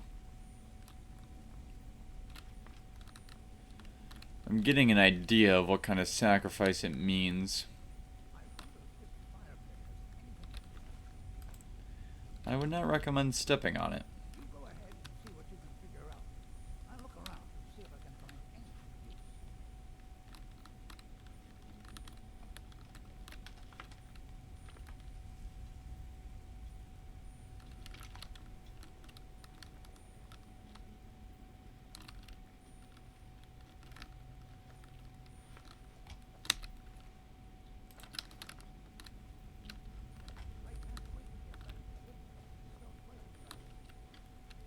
Let's not get hasty. Let's hope you make it.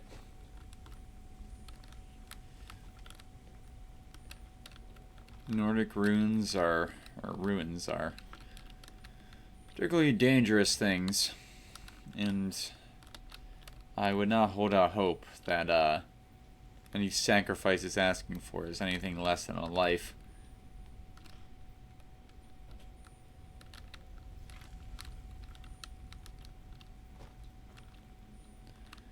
I'm also troubled by the dead Draugr.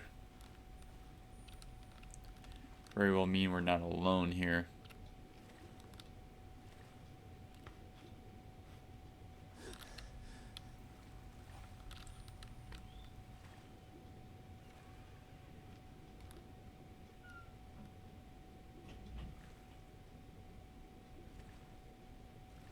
Which is not a particularly charming thought.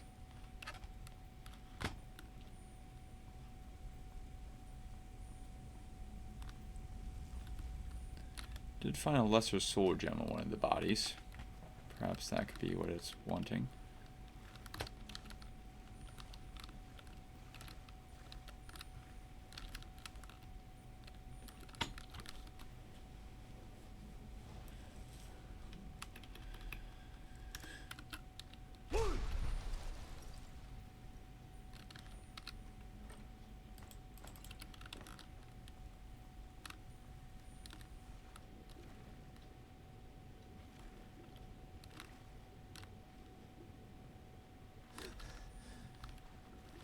Half expecting something nefarious to be down here.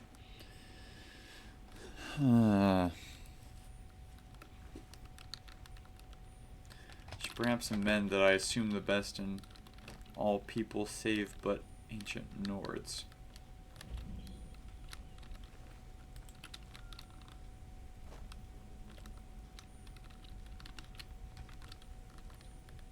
A keyhole.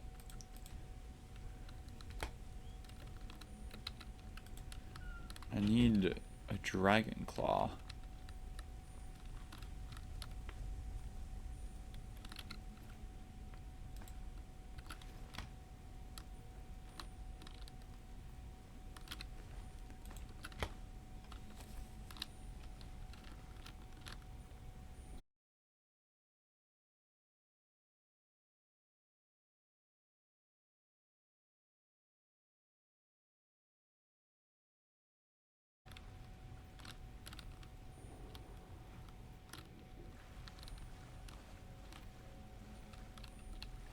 Don't know if I need more words of the shout.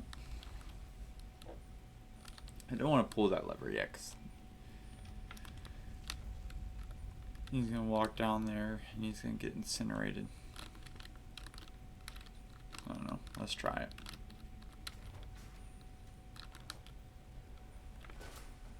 Okay, well, let's drag a Draugar.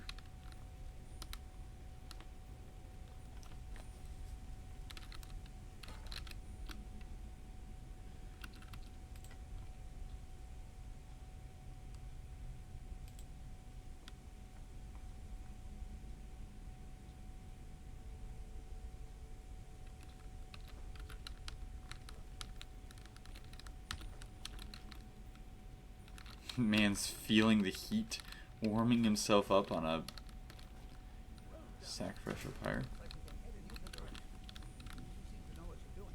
Why don't you lead the way? So the sacrifice of a body. I suppose that's preferable to a person. Fire doesn't know what, the difference.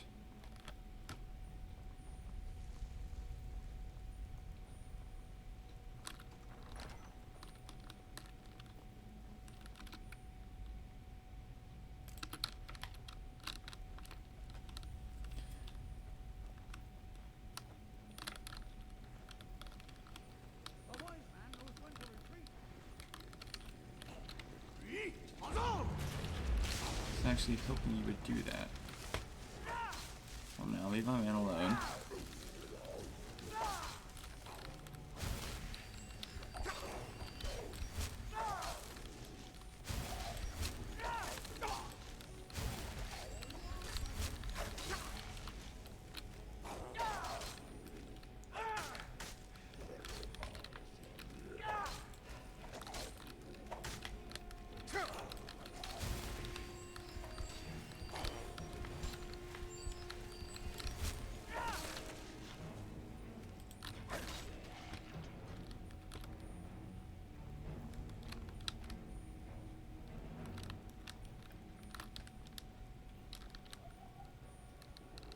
Come along now, my friend.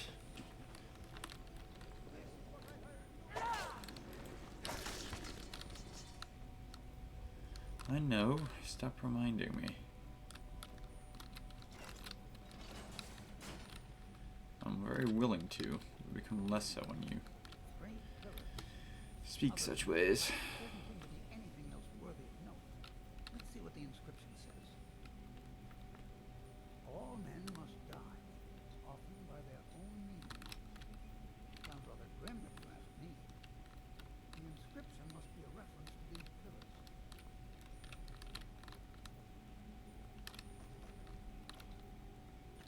Was that wise? Forming a center. Perhaps they're connected. They also 3 different types of fighting styles, I see. vaguely similar to drawings I've seen, objects called impact stones. Well, see what you can figure out. I'm going to inspect these pillars further to see if I've missed something.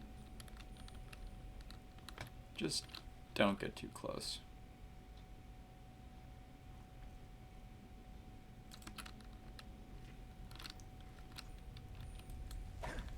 Called impact stones.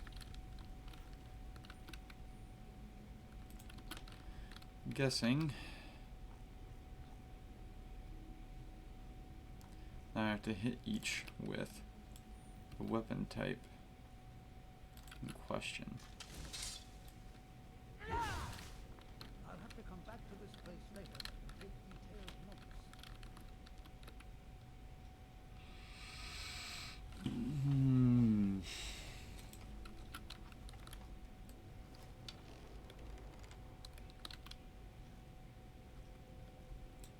Oh well.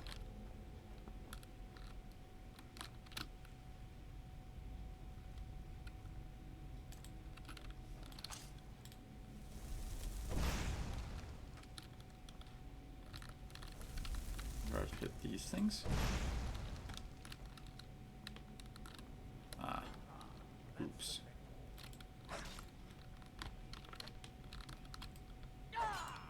Oh, it is the right color.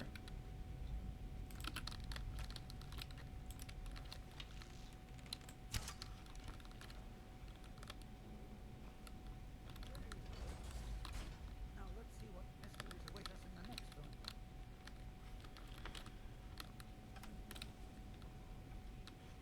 You might want to wait here.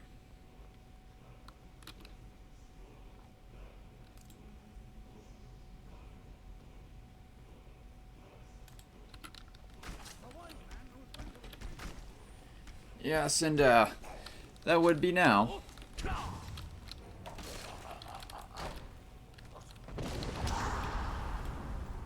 What did he just... Ah, he knocked me over, okay.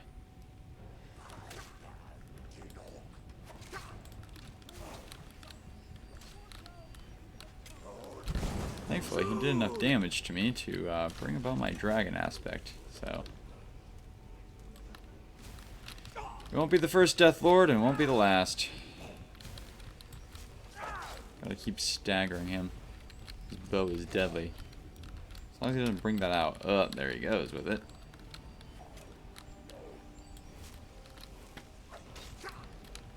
Ah, every hit he uses with that thing is vile. Or does. Not uses. You know what I mean.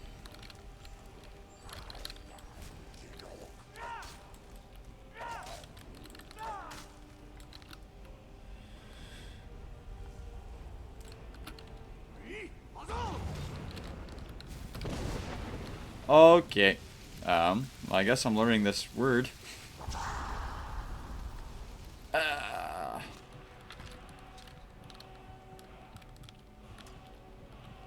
Battle Fury? Curious what that is.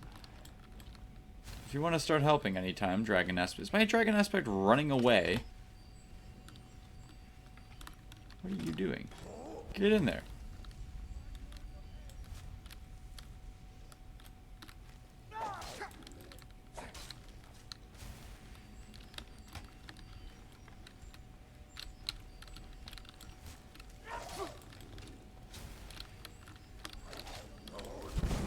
There we go. Oh, heck yeah.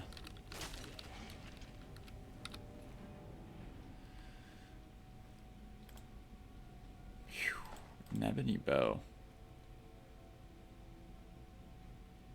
How good is my glass bow? Not as good as that. So, yeah, I will take that, thank you.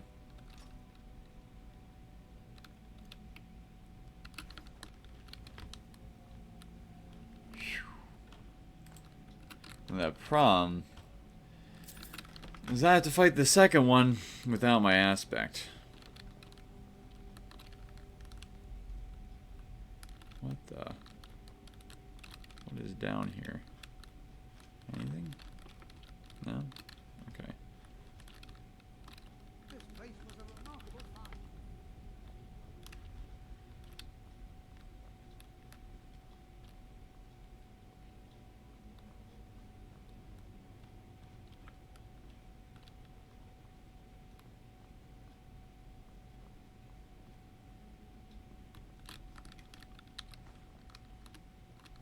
Oh. Look, when it says activate and not take, the meaning is taken very differently. We might well be the first to set foot here since this town was here. I want to advance as quickly as I can now so that I still have the aspect active when I get to the next guy. I don't know if that's even going to be possible, but we'll try.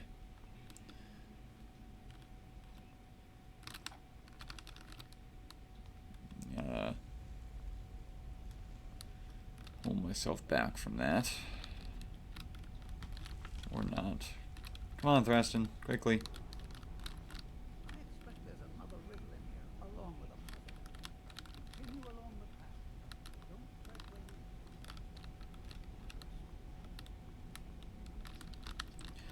So just only 5 more to go. do this. Splendid. The gates have opened. That one wasn't actually too bad. And is there another Death Lord here? There we go. Come on, Thraston. Take your leave. Why are there more this time? Oh no.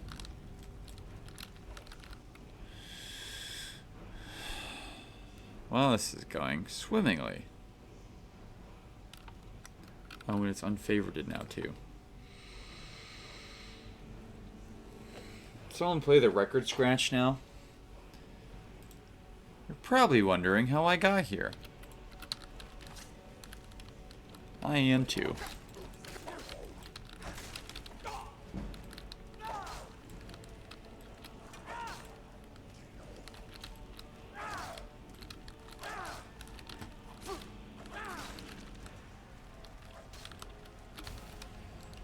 Look, Death Lord, please wait your turn. I really need to get my ticket system up and running. Like, oh no! I don't understand what you're saying. I don't speak dragon. Not like that anyways. Oh boy. Come on now. That's a big sword you got there. Please don't take it that way.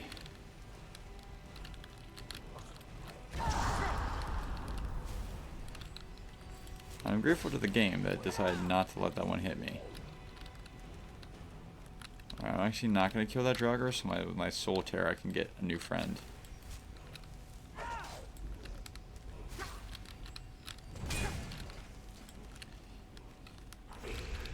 I am glad that his attack did not do as much damage as I thought it would do.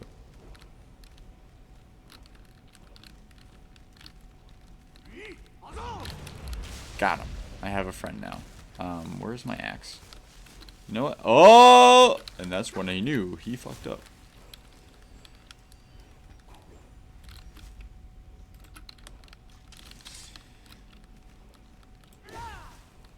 Come on now.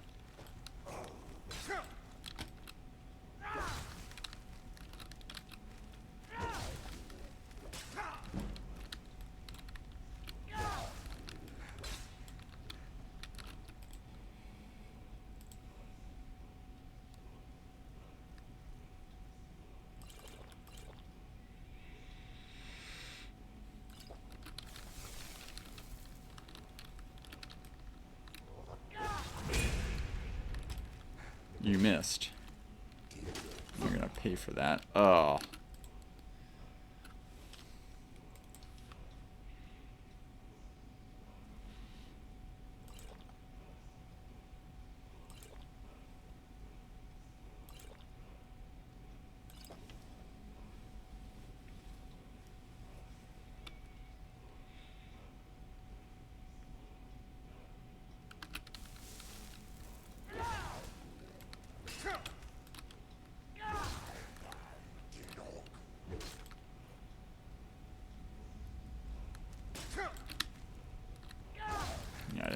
stamina to block that.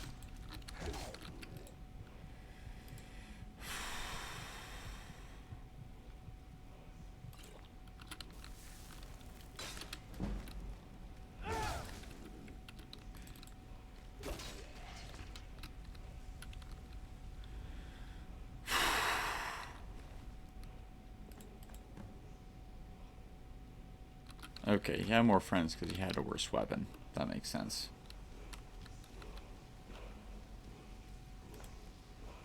Oh, that's so epic. I will pass, though. Closer look at these runes. More of the dragon. The runes are faded.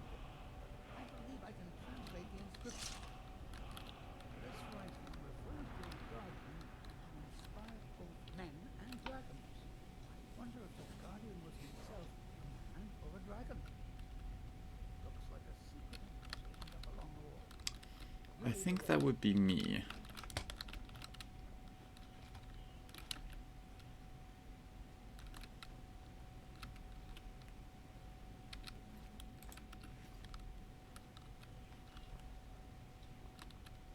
There it is.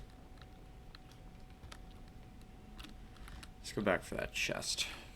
Now we'll go around the long way, just in case there's anything in this tunnel.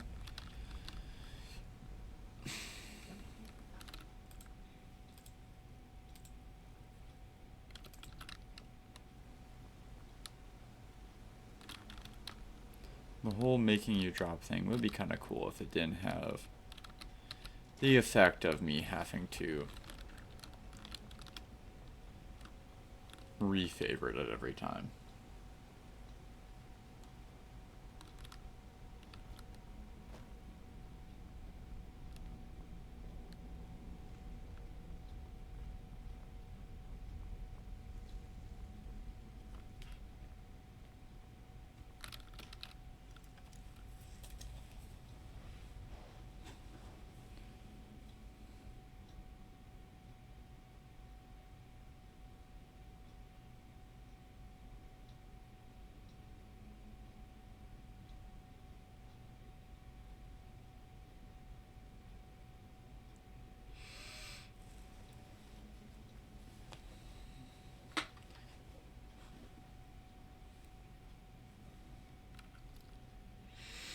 When I take on Mirak, I want to have the full dragon aspect shout.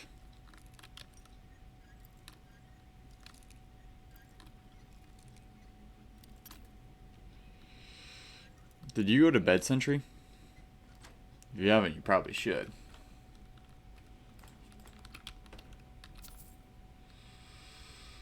I don't want you to think you want to... There's any reason you should stay up on my account.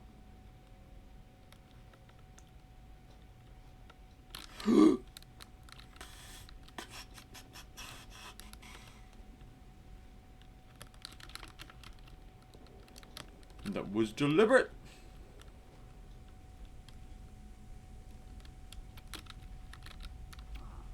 So that's where. All right. Let's see what we have next. Here's another riddle. Stay your course. Idle is to die. Well, at least it's straightforward. There appears to be a switch of some kind here. I'll just stand over here while you flip that switch. Better be ready to run, my friend. I'm sure everything will be fine. And got you, Sentry. Yeah, get sleep soon. I've never seen anything like it in Skyrim either. It's really cool.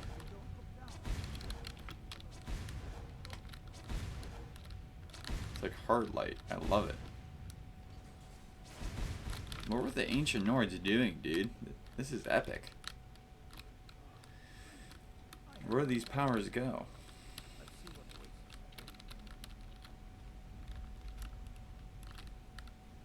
That looks like quite a draw. Is there something moving down there? There's a lot moving around down there, actually. How do we kill it all? Oh, they're just corrupted shades. Okay, they aren't a problem.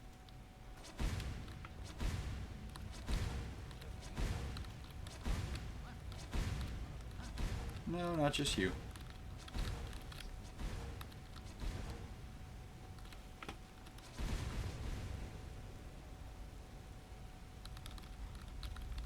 Yeah, no. Those things are like...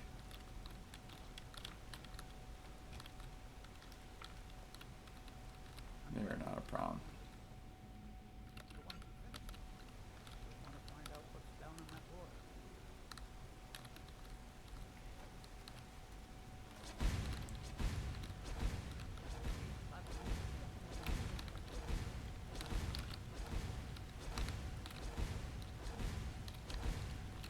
See, I understand a lot of the Nords, or do I though? Like,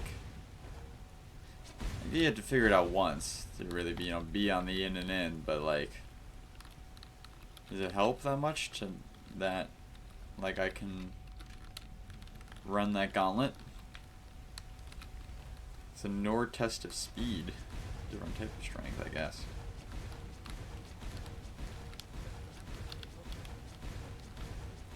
I suppose the person who makes the trap would have an advantage. Kinda wish I got to see what was down there, but... Oh, long hallway, what's the catch?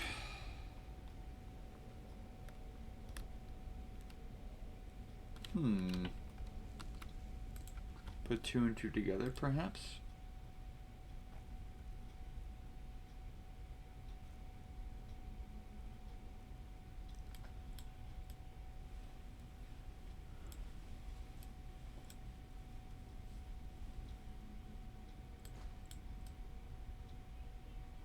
No, neither side really has it.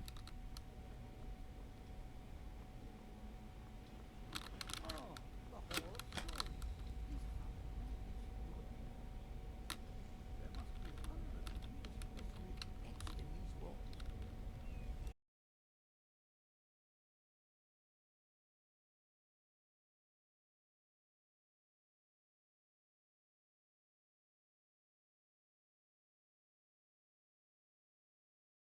Let's see what's around. It's a useful skill to have to be able to read those. Cheers to you as well, my friend.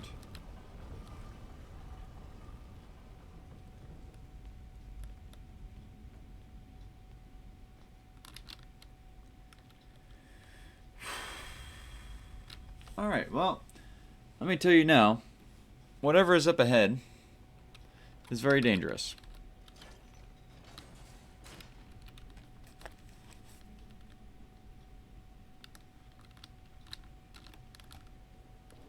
You may want to wait inside.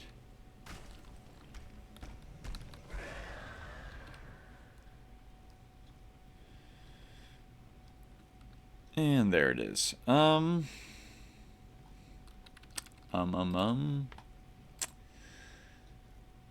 Please hold, sir, while I figure out how to kill you.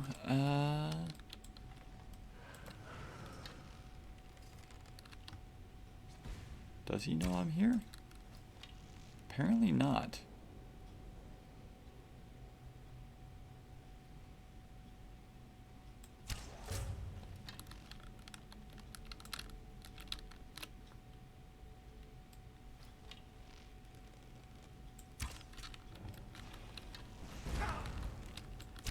Aren't you nasty?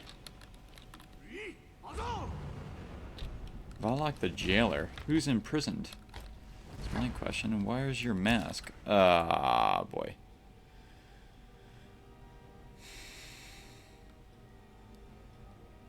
Maybe he was meant to imprison Mirak.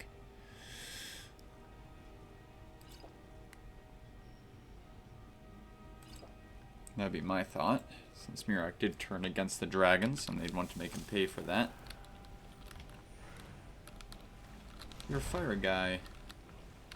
Forget sometimes that fire magic works in water.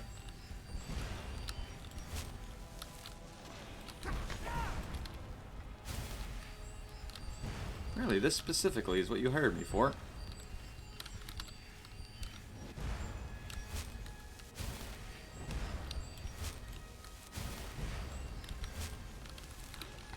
Oh, I didn't mean to come down here.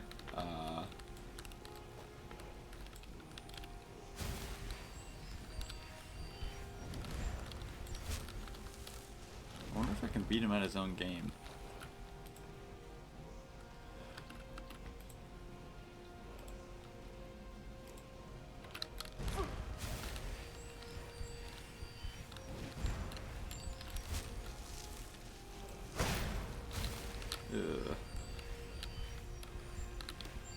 Computer, to a degree, has greater accuracy than I do.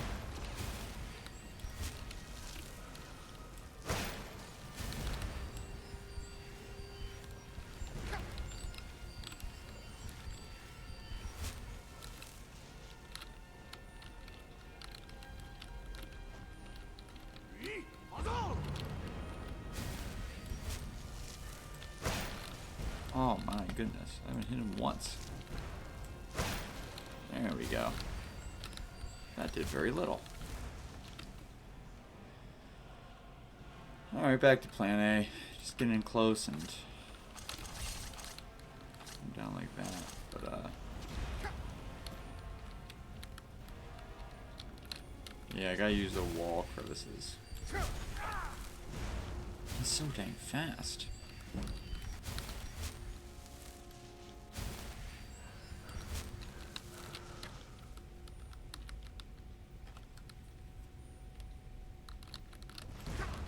Ow.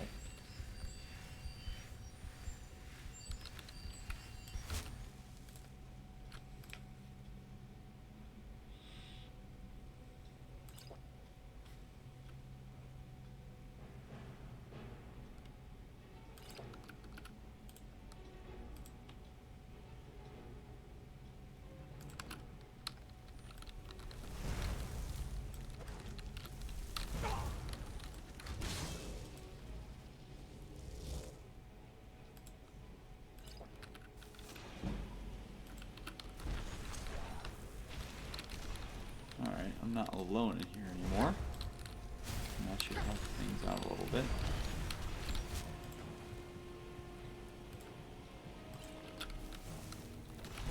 Wait. Wait. I'm sorry. Why is the Frost Atronach against me? He's my Frost Atronach.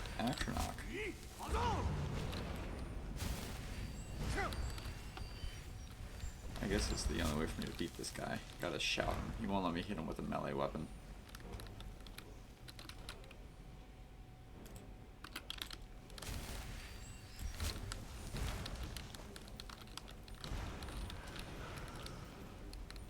Can't touch this. No, no, no, no. You can't touch this.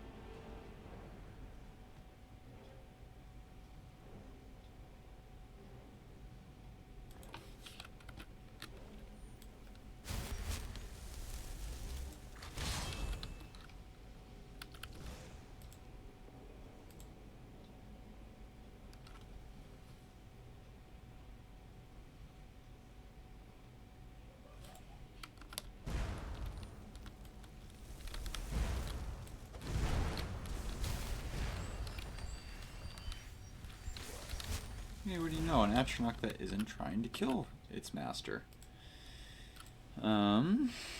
What hurts you?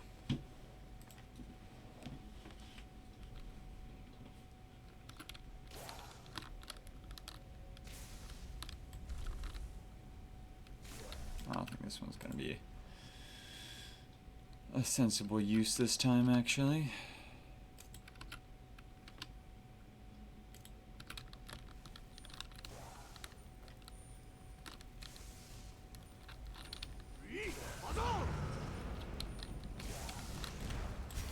keep this guy focused on me. My Atronach's doing a decent amount of damage, so...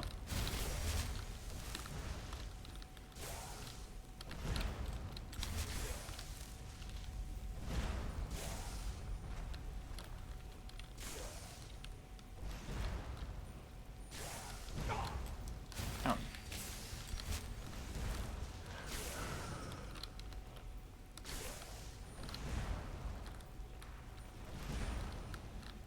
Strategic mastermind. This guy is not.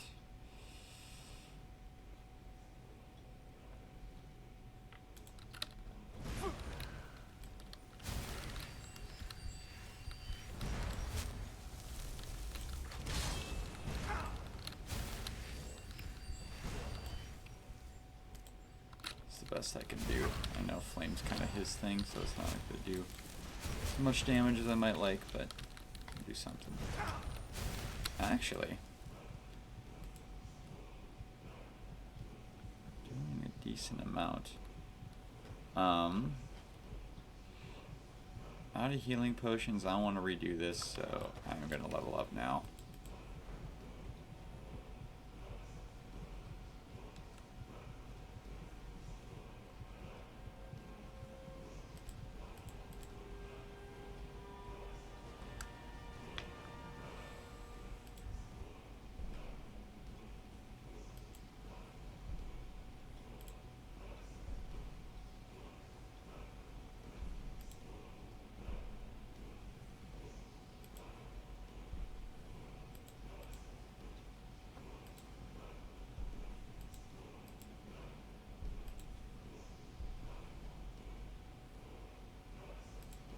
Magicka for that.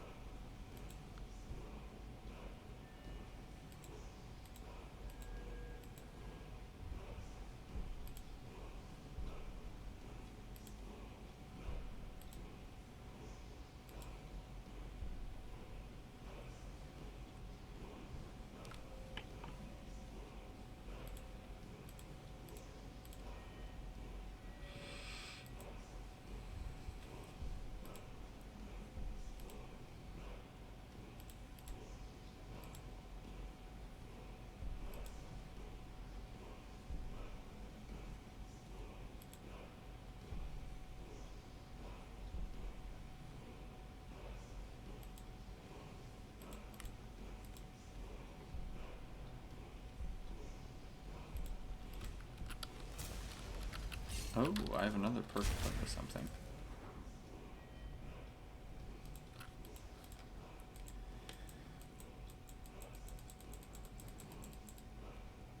Let's do this now so I don't forget.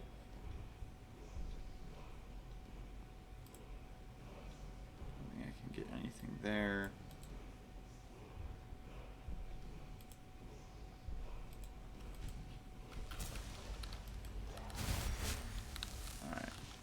My Atronach is now fighting him one-on-one, but he's not doing a lot of damage to my Atronach, given that he only uses fire, so yeah, slap him.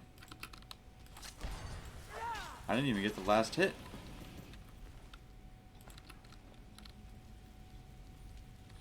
Drops no mask. What an interesting thing. Maybe because he jailed Mirak and the guy who's wearing the mask I have right now. I don't know. Or does Mirak have his mask? That's a possibility. Mirak, this guy was Mirak's jailer, and this guy's, when Mirak escaped, he may have taken it from this guy.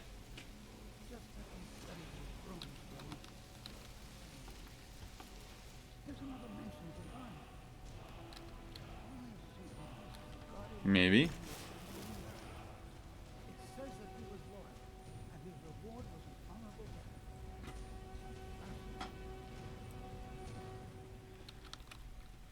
Does that perhaps suggest that they were, you know, when the dragons knew they were going to be defeated, they killed all the dragon priests so they'd be able to live on as Draugr?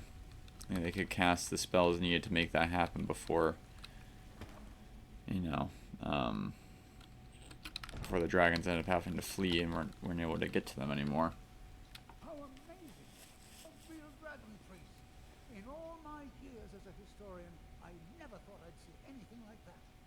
I suppose that was Valak. He must have had this entire place built for him so that he could maintain his vigil, even beyond death. Maintain his vigil. Must have been someone important. Indeed. I knew that the dragon priests were thought to have been powerful men of great will, but I had no idea. Well, I suppose I've seen everything I came for, and you kept up your end of the bargain. I promised payment, and here it is. Now I think I'll spend some more time studying this word war. What a book this will make. So we have a new shout I haven't even used yet. Let's hope I can leave this place. There we go.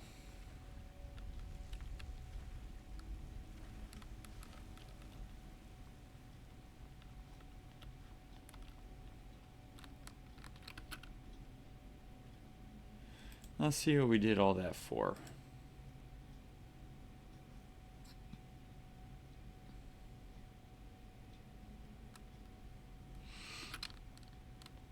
Alright, okay, so it lifts up my enemies, or my friends, to be able to kill our enemies. If we have any more group battles, that'll be useful.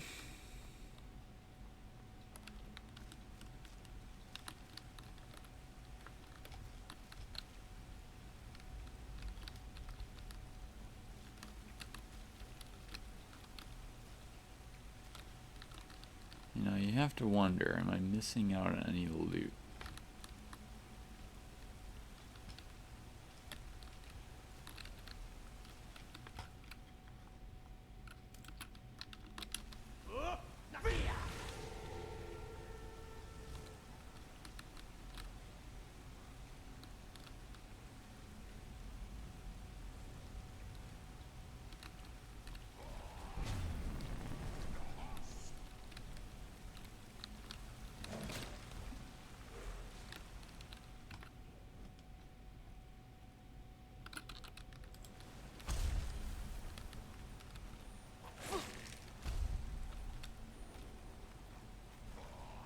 No, not missing out on anything.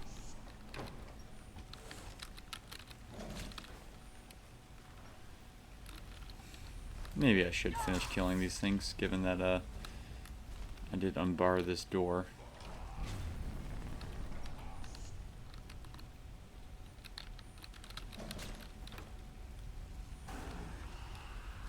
I think Durnvir's got it mostly handled, though. I love that I can summon him inside. They get all excited when they see me turn the corner and then there's just a dragon.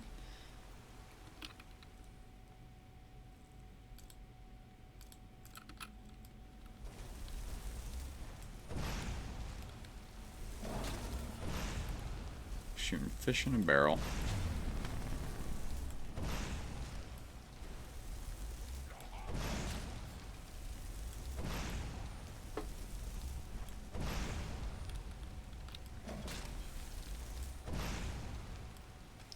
I'm not very good at shooting fish in a barrel, apparently.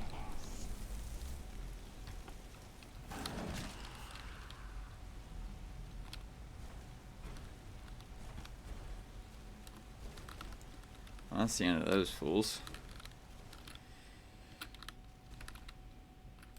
Cleaned up our mess, thanks to Durnvir. Didn't even really have to do it ourselves.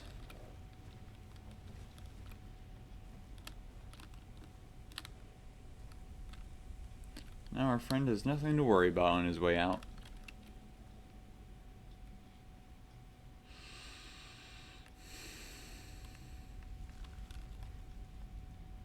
Only a Dragonborn would jump into a trap deliberately just to look for loot.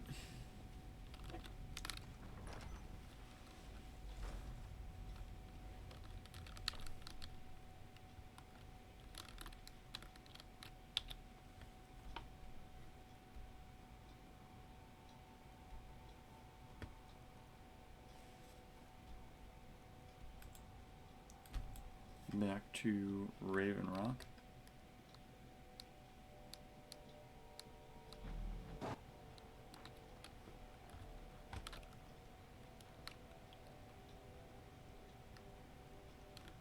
Don't know how I kicked that thing up, but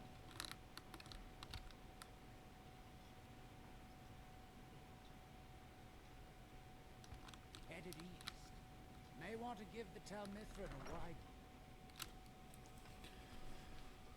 each their own. Neloth seemed like a pretty nice guy to me. Alright, so do you think the spy sent You got a problem. You talk to him. to kill our friend is the obvious spy? Blade for hire. Oh, he's not actually the obvious spy. I'm at your service. Well, I don't have a companion right now, so I'll take you. Right me up. What's our next move? How'd you end up in Solstheim? Forget what organization he's called. Morag Tong, something like Long that. story, but I don't see the harm in sharing it. My last patron was a true Nord. He was dressed in animal skins, had tattoos on his face.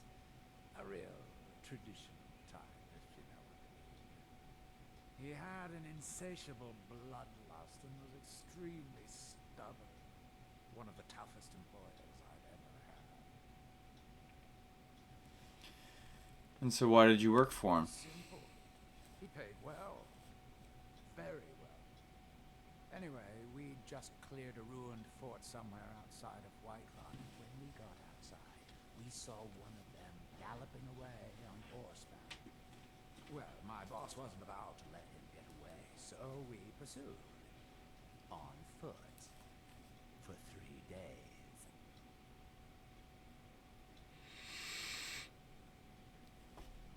We ended up tracking him to one of the largest bandit encampments I'd ever seen. My patron took one look at me and made the most menacing grin I'd ever seen. At that moment, I knew I'd never see him again. No amount of money would ever be worth that kind of death. Ah, Right behind you. so good to know there's limits to what I'm paying him. Skyrim. Welcome to the wretching next I've corner. spent enough time on Solstheim to Lots of girls will be happy to help.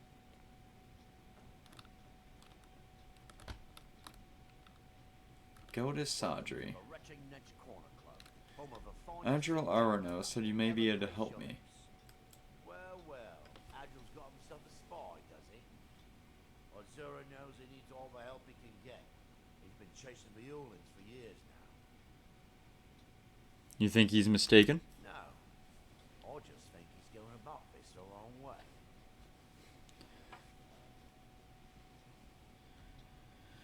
You have a better idea? Actually, I do. If you want to catch those slippery slaughterfish, you need to let them come to you. And how do we get them to do that? There's an Ulin ancestral tomb near the temple. Someone's been leaving ash yam offerings on the altar inside.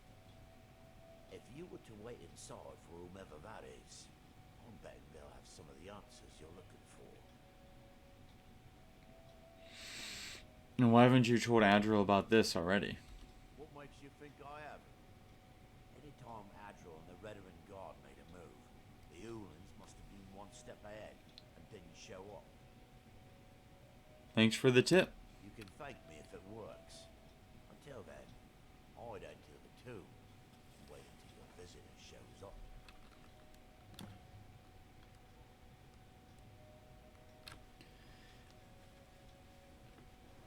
Let's find a little bit more about this. So, why did the initial execution happen? Back in 95, Vila Ulin came to Ravenloft with a plan to take over our town. A fetcher thought he could stir up the locals and use them against the Redoran Guard, and then murder Constable Morvain when we weren't looking.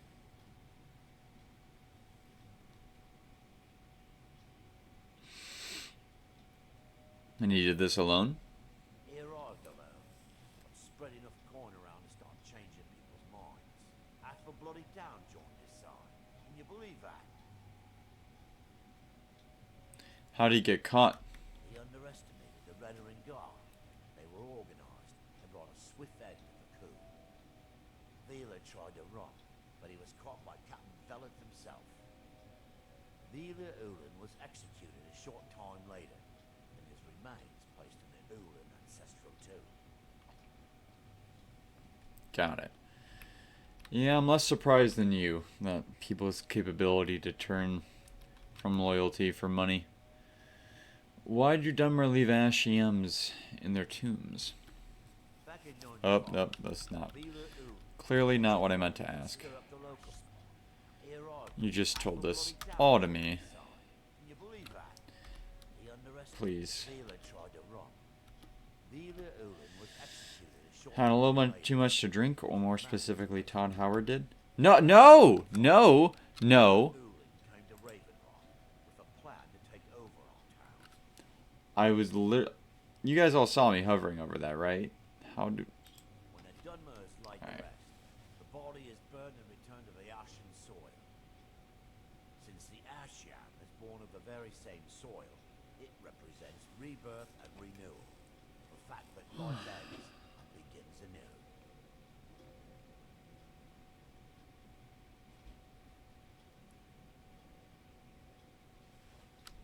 That's a cool tradition. I just wish you would have told me when I tried to ask for it. No question mark? What's that about, Sentry? About my being concerned? Is that I kept trying to ask a particular question, and I was hovering over it, and it would hit enter, and it would ask the question above it. And I clearly wasn't doing that. Alright. Yeah, I obviously shouldn't, like, just walk straight in the door. Excuse me, but the temple is for followers of our faith. Outside. You welcomed me here when you need work done, so I don't want to hear about it. Your boss, anyways.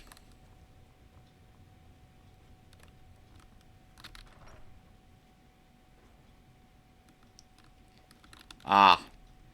Yes. You see, Skyrim has the ability to do that to me. Alright. Let's quick save.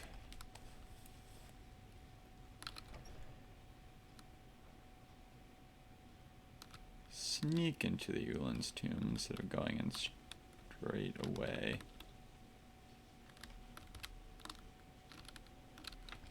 Where do we hide?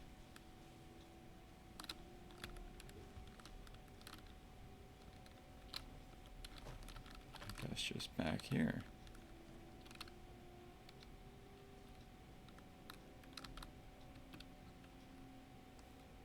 How did Mace die in Star Wars? He was fighting the Emperor, and he was kind of winning. He had him pinned, and was reflecting the Emperor's Force Lightning back onto him. Spoilers, by the way. I suppose not yet Emperor, still Chancellor Palpatine. And Anakin came in. No. What makes you say no? Oh my goodness.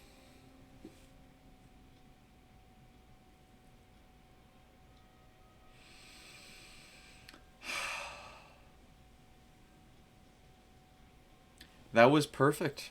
And I hate that that was perfect.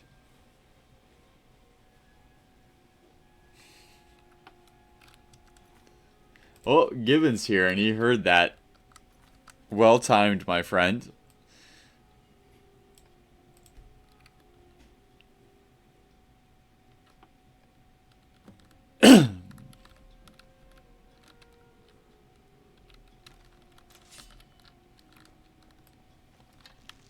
Excuse me. I'm glad that I'm Excuse me. I didn't realize there was anyone else here. What are you doing here? I presume the same thing you're doing, leaving an offering for the departed. Forgive my surprise. It's just that I wouldn't expect that sort of behavior from someone who isn't done. And I have been told to expect that from people, or not to expect this from people who are Denmar. Except you aren't a Newland. Since there aren't any Ulans left on this island, I've taken it upon myself to leave the traditional offering in their stead. You sure you're not from the house? Or, hold on. Tell me why you're really here. What do you mean? I thought I was clear. I'm simply honoring a fellow departed Dunmer. Now, if you'll excuse me, I'd like to meditate a bit. I want to know why you're honoring this Dunmer. I don't wish to be disturbed while I'm meditating. Well, we know who she is now. You can't prove that she's of that house right now, so we have to talk to Adril.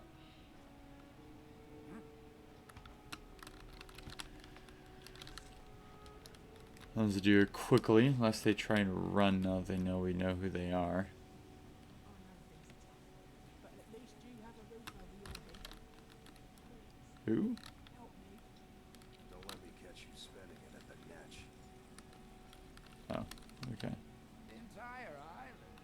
She's getting help. Golders proved useful. You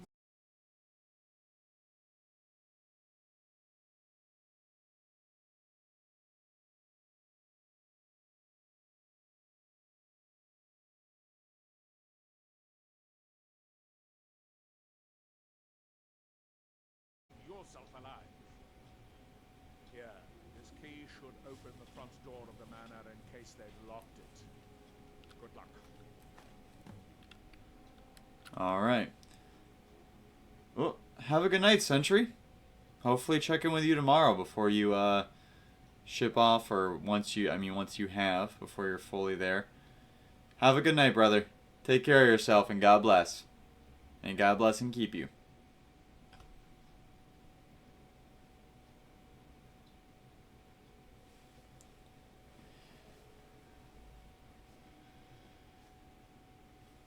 Keep your head up while you're there. Consecrate every day. Alright, Adril.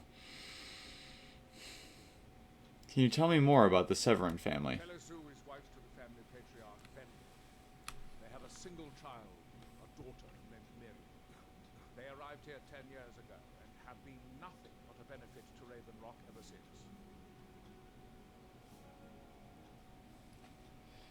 Well, that's good to hear. Elaborate, please. They're quite wealthy, and they've been quite generous by sharing their fortune with the community. They've contributed coin, food, supplies, even helped repair a few of the buildings in town with their own hands. Kind of like the Ulans did, but nothing unusual about them at all. People have mentioned it's a bit odd about how close in age Mary appears to be to her father, but that's hardly a cause for alarm. Just make sure you find solid evidence. She could be the assassin. Accused them without it. I'll be the laughing stock of the colony. Mother lays the ashes since she's not the assassin. Or perhaps the daughter is actually the wife, but that'd be a weird way to roleplay it. And why do the Ulans still have a tomb here? Villa Ulan wasn't the first Ulan to live in Raven Rock. His father, Valen Ulan, was one of the first Dunmer to settle here. Unlike his son, Villa, Valen was a good man. He contributed to the community and was quite respected. When Valen died, his family provided the funds to construct the tomb.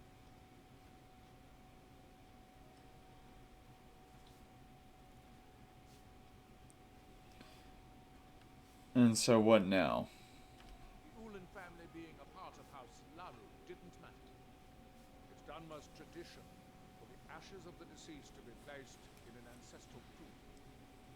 Valen Ulan and his son's remains were both laid to rest there because that's what he'd requested. Be careful. If the Severins have betrayed us, then they'll be well armed. I am touched by their respect for their dead. An admirable quality. Respect even for their enemies. Love thy enemy. Great wisdom in that. With the Asthorn threat taken care of, I can Important to remember your ancestors.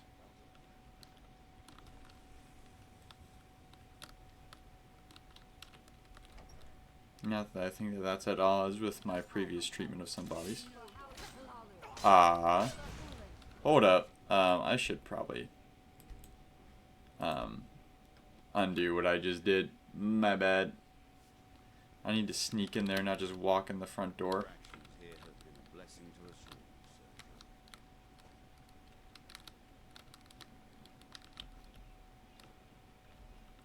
I need to sneak in, I need to do it at night. Let's talk to the blacksmith about getting some You got a leather good thing armor. going here. Looking to protect yourself or deal some damage? Unless I have some myself already? No.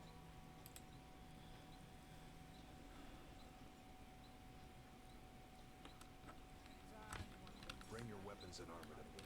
I'll fix it up I've right. spent enough time. Did you find any evidence at Severin Manor? No, but I will soon. I'll return at night, and I'll return with sneakier gear. You get a leather helmet from in here. And I'll go back up to the Falmore bodies to go the rest of a suit.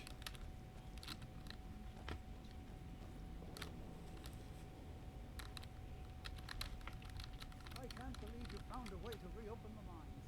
I don't know how to thank you. The helmets are thanks enough. Oh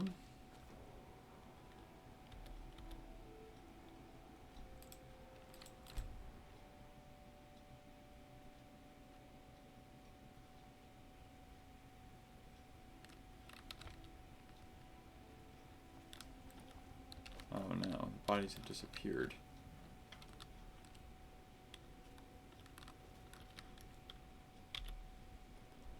Hey.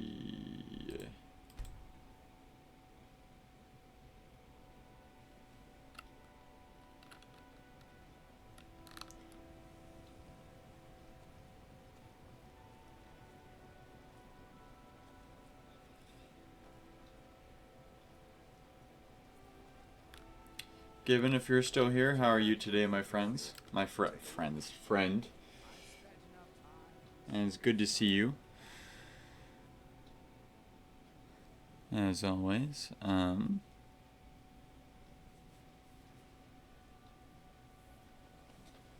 Chitin could do the trick.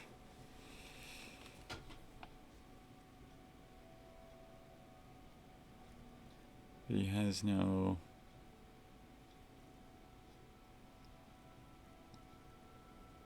light armor set, so... that is unfortunately... oh, wait! Boots, armor, gauntlets, and a helmet, while extremely expensive,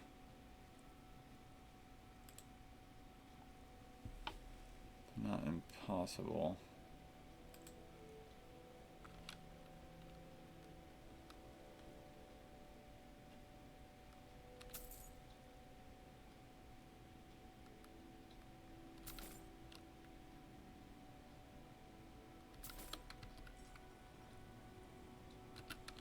Bring your weapons and armor to me.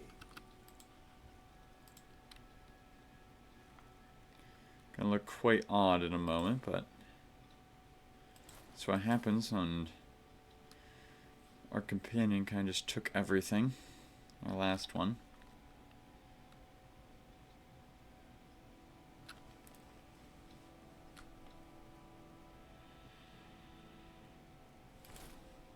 I'll fix it up right. What an eclectic set of armor this is. Really enough, the gold and brown kind of go together decently. What do you have in mind? What? Did you still want me to help you or not? I actually need What's our you to next move? take If some it'll things for help me. us get moving quicker. Sure.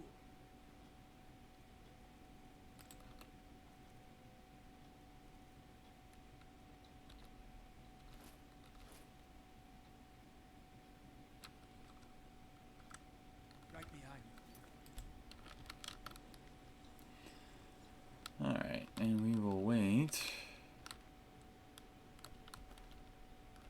for nightfall.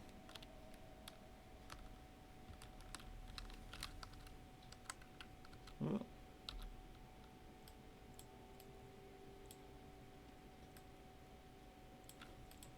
I'm being there in the dead of night.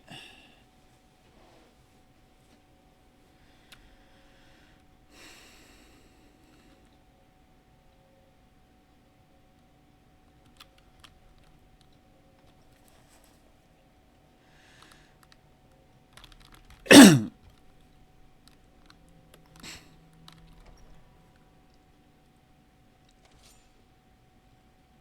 on. I know you're in here.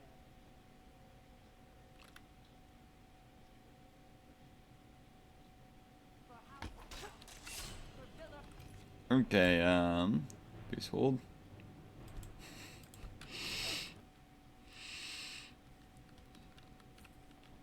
I have potions of invisibility, so we'll use that. I'll leave our companion out here, because I wasn't expecting them to be loitering around the doors at midnight. What's our next move? Wait here. Going ahead without me? Suit yourself. Anytime you want to hit for Skyrim, I've spent enough.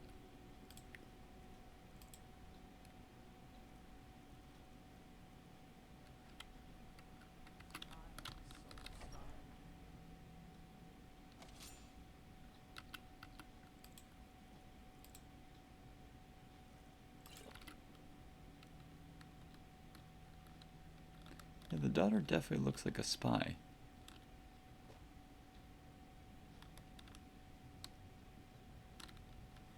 Tell you that much.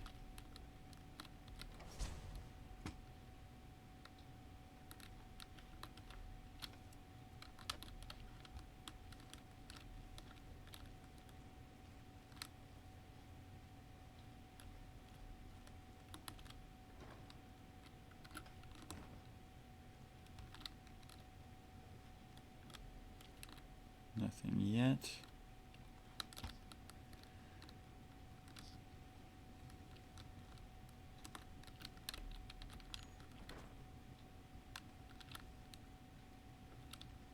I mean, this is concerning. A little bit, but not evidence of spycraft any more so than it is simply self-defense training, general prudence. Also usual for, you know, such a thing would be usual for the dumber. The human skulls are a bit concerning, but also dumber.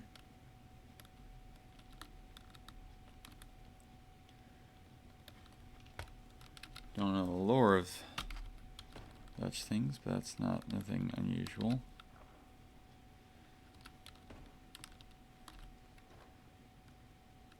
I don't think the candles. Inherently so. Alright, well, the safe it is. Let's close the door behind me before I start picking locks.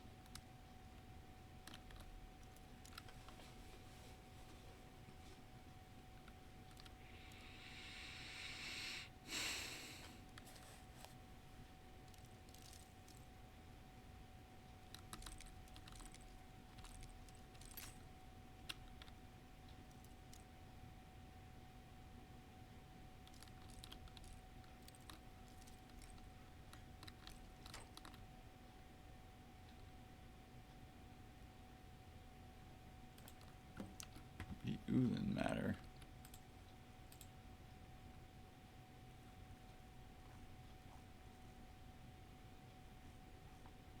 Doesn't seem right to steal anything else, but...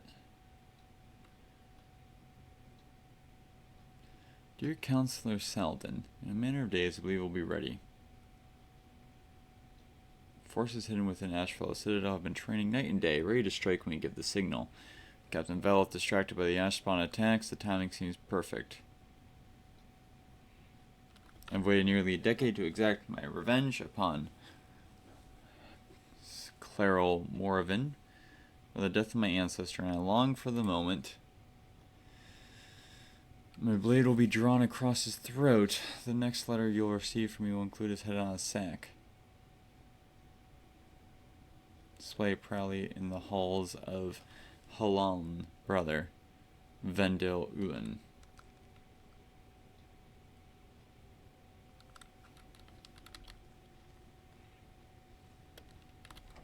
Is Vendil the one who already died? Or is he one of these guys?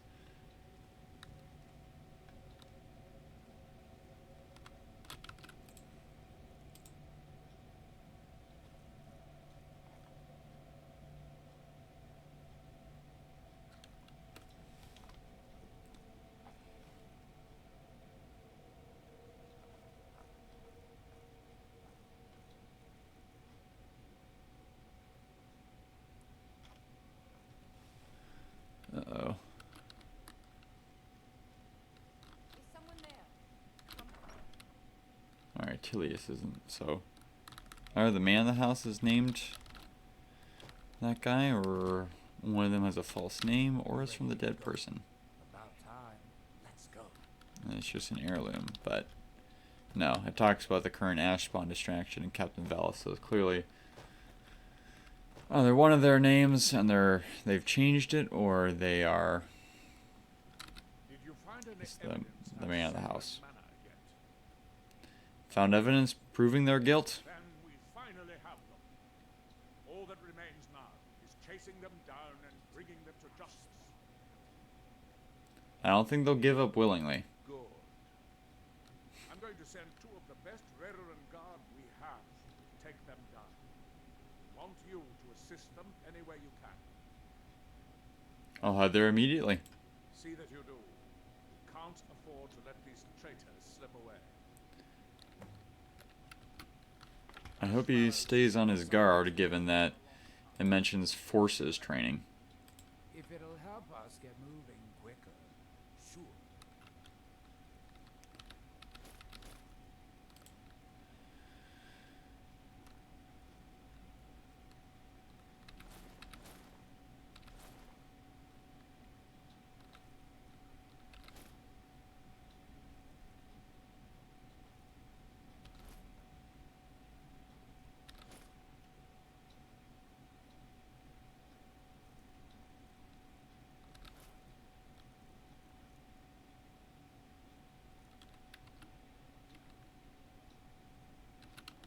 Right behind.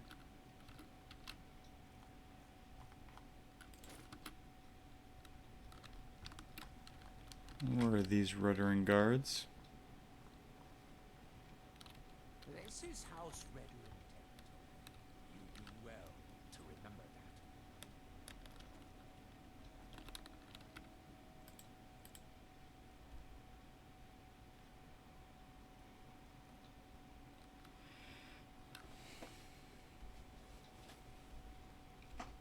that. They're there? Oh, they've been gathering forces at Ash Palace Citadel. Maybe I missed that in the note.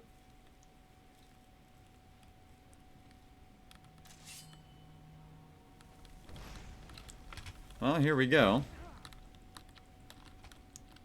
Oh, their forces are also Morang Tong. Well, this would be interesting.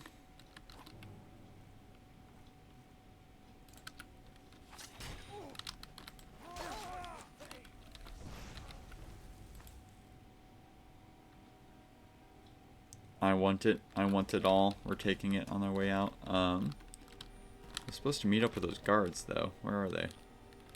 Oh.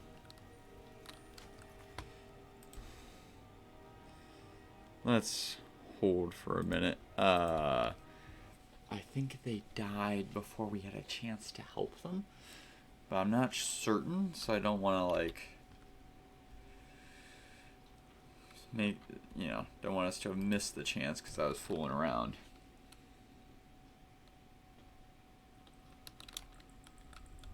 Oh no. Two of the best, huh? Well.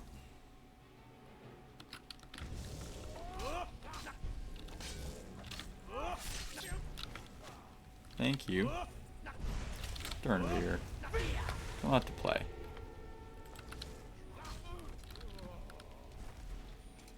That's really it.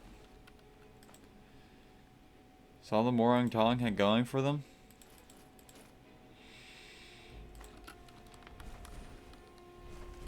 What's our next move? If it'll help us get moving quicker, sure. I didn't even get to kill any of them.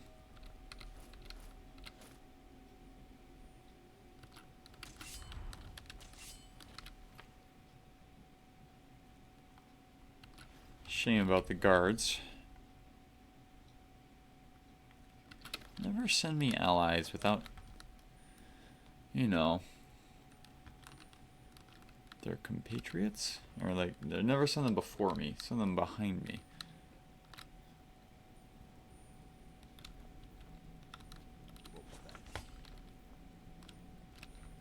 Yeah, I wasn't convinced the threat was totally dealt with.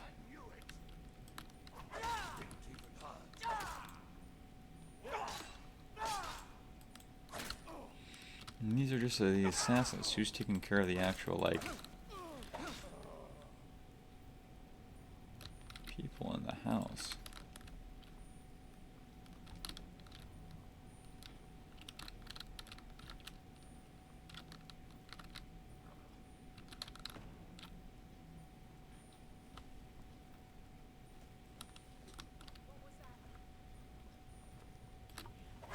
You're bleeding.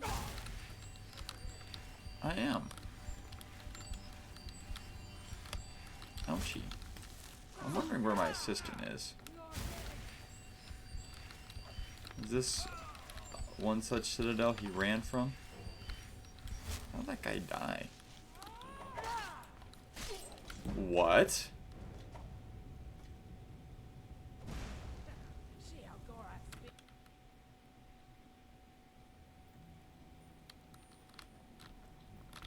When was the more Tonga that good?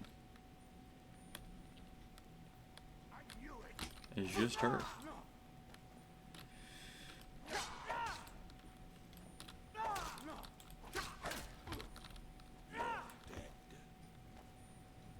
you have an ebony mace or something?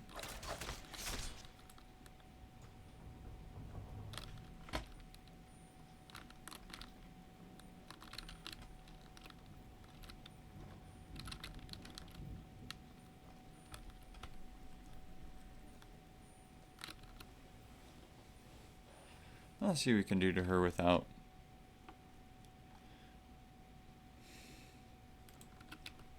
having to risk that mace. For all their cunning reputation, if someone did not hear that firefight, I suppose just more appropriate, that fight.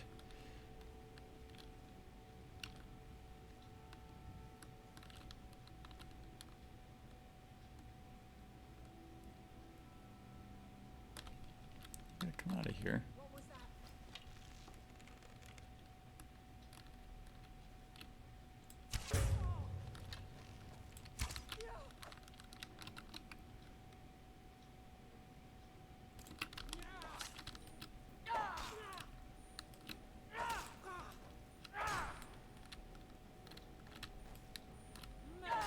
Take you.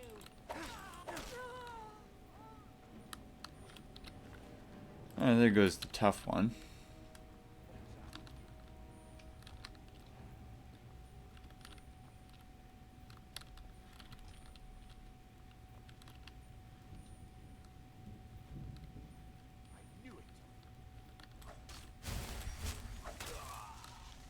Ooh.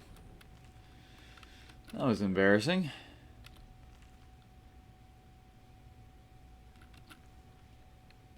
Take your sweet roll out.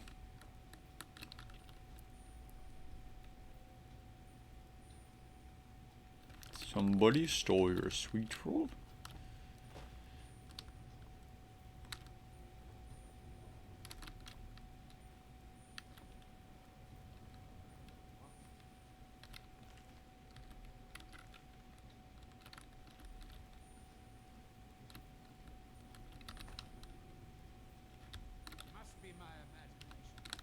Must be.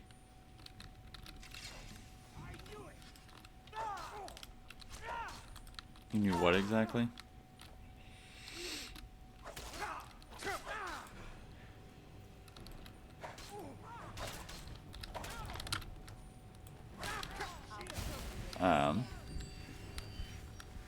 So one of these is Miri, so let's not take... Oh, wow, she's fast. I'll not take this so lightly.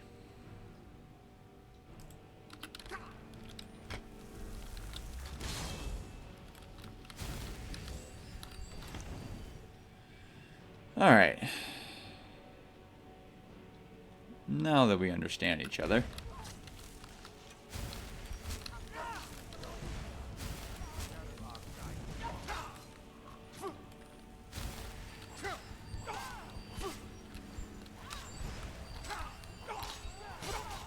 Oh my goodness. Alright, hold up.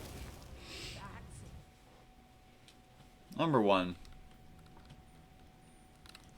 I need my companion to actually follow me.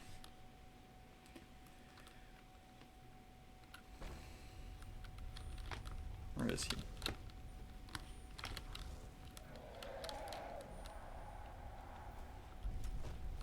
I guess that's what they're doing. Why are you...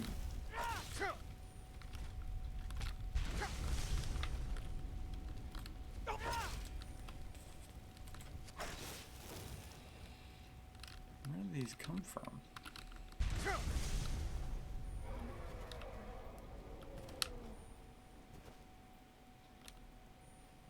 Yeah, I get now why we're fighting, but like...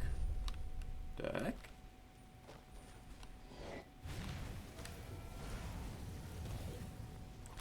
Try not to die, children. Alright, now he's with me.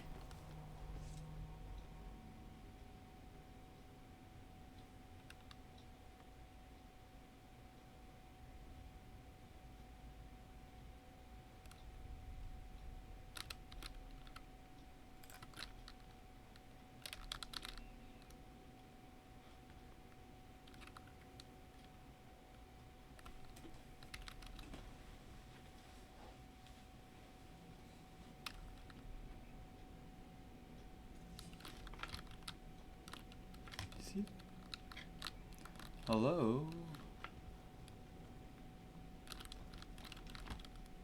There you are.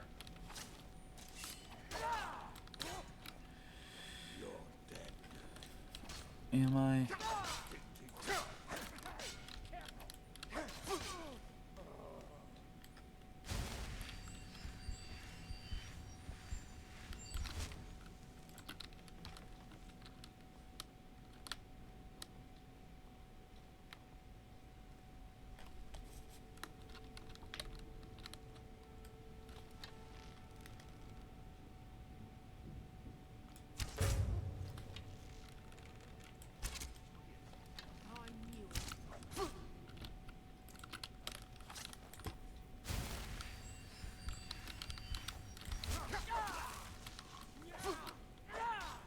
Half these guys are just total ass.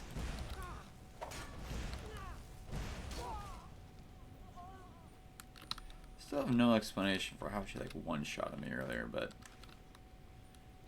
Ooh, my ebony arrow is still lodged in her skull. Be enough of a shot for me to take it out.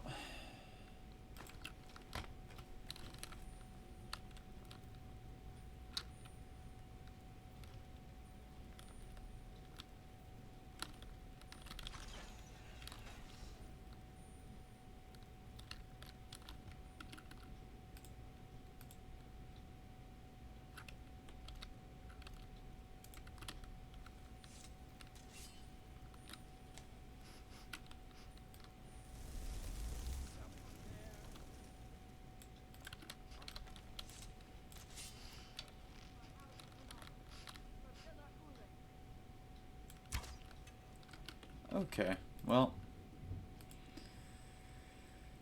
that was embarrassing.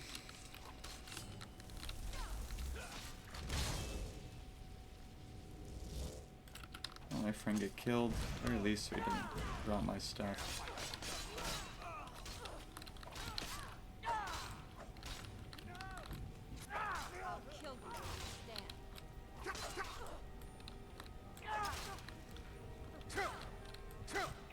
Oh, he's dead.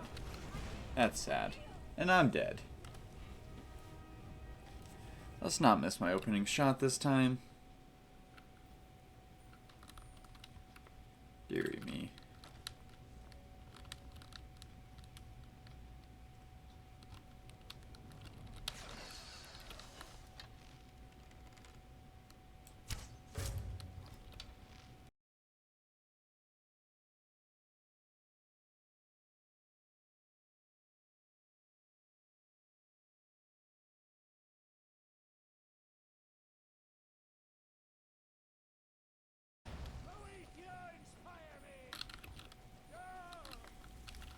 I don't think that's coming, friend.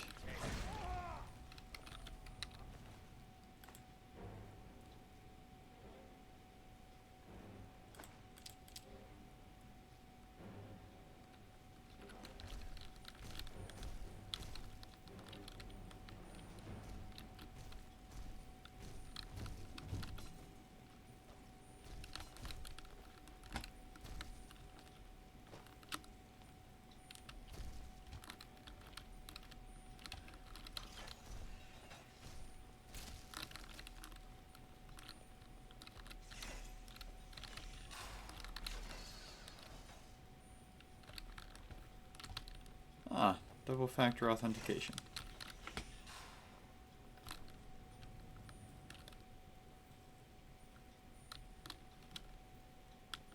Apparently not.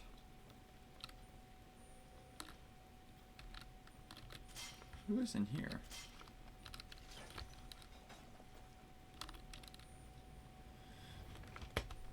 Why was the gate bear trapped?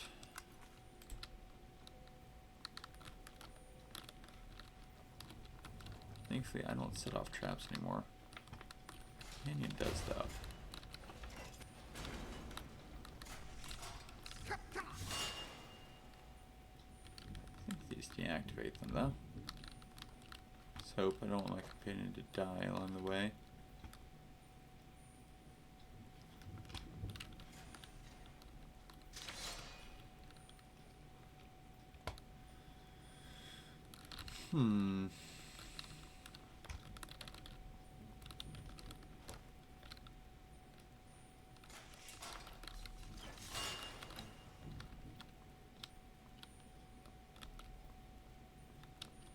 I thought I had pulled that.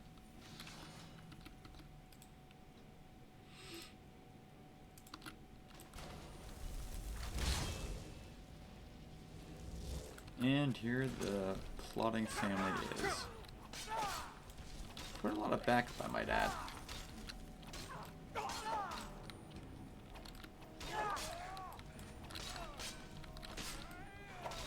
Leave my man alone, please. Ah, there I go. Alright, so Frost Atronach is part of the way, and then I also got a Dragon Aspect, I think, is the rest of the way.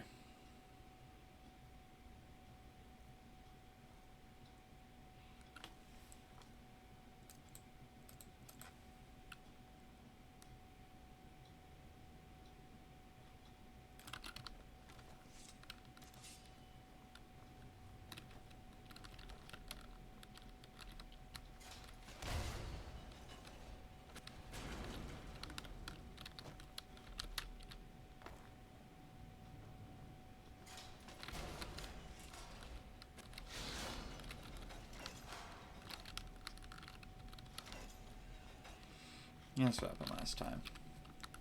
Thought there was one, but there's actually two.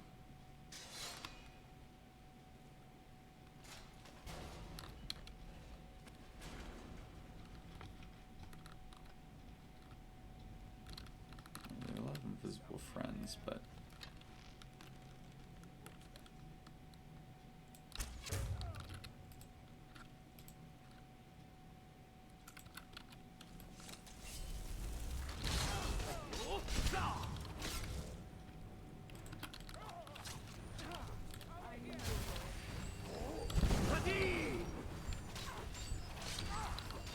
I wish my companion wasn't wearing the same armor as my enemy. There goes one of the plotting.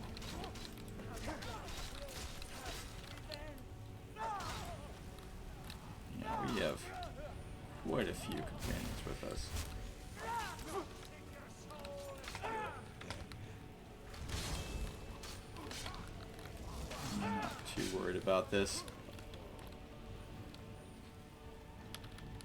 I didn't know that he could summon a flame atronach. May have accidentally killed one of his earlier.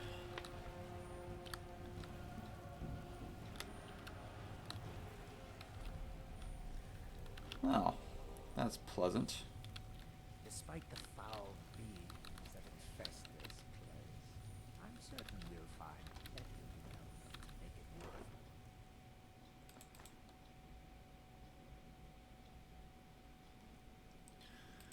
Orcish armor does seem pretty good. Not quite as good as what we have, though.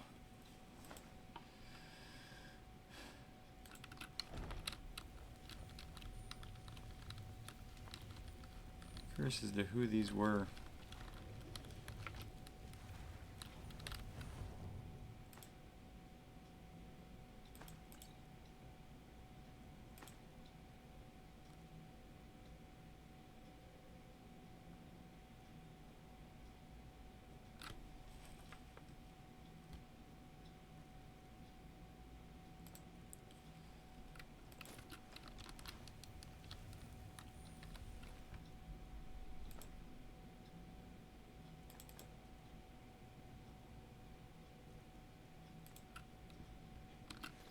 Well, that's that.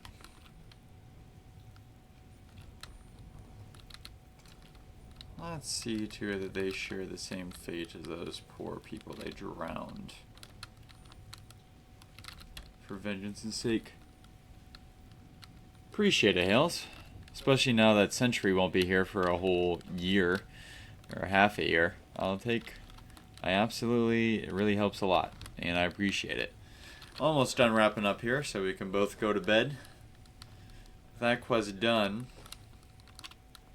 That's pretty much all I have in mind for tonight.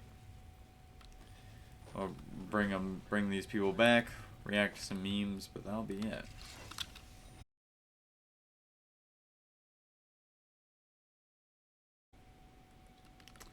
Ooh, absolutely. You might just have to keep me doing it with him.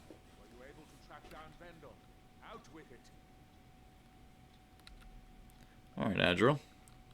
He's no longer a threat. I understand your eagerness. Again, please send your guards with or after me next time. Then, it's finally over. What of the Reverend Guard I sent to assist you? They were slain by the Morag Tong. Again, before I even got there. There's really no reason for us to have tried a wave assault. Damn it. I was hoping to protect our people by sending them, not end up with casualties. To think that Vendel would stoop so low as to hire those fetchers. I'm glad you killed him. Oh, heck yeah. That's a great idea, Hales. I can even send them to him on Sunday deliberately. Simply wonderful. Councillor Morvain will be quite pleased when he hears about this. While we're here, let's tell him. Me, and I'll take you to the councillor so you can speak to him yourself. Excuse me, Councillor Morvain. I have some wonderful news. Adriel, I haven't seen a smile on your face like that in a long time. The visitor has single-handedly dealt with a threat that could have ended your life. Vendel, Telesue, and Mary Severin weren't.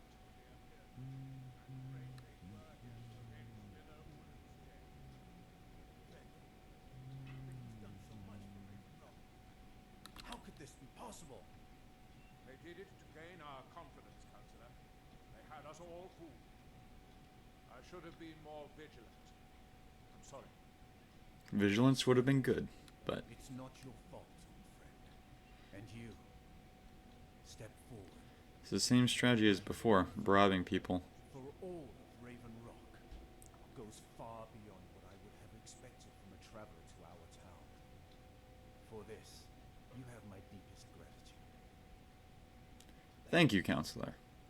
Now, I'm certain Adriel was prepared to reward you appropriately for everything you've done. However, Since a bit of coin hardly seems like enough, I've decided to provide something more substantial. Oh? Since the Severin family, or whoever they were, turned out to be criminals, their property is now forfeit. As counselor, I hereby award you Severin Manor and everything contained within. You've earned your citizenship here, and I hope you'll consider staying with us as a member of our community. I would be honored. Grown quite fond of the town and of its people, and I'm glad to have been able to help them so much, and grateful to have a place to call home here, especially while I'm dealing with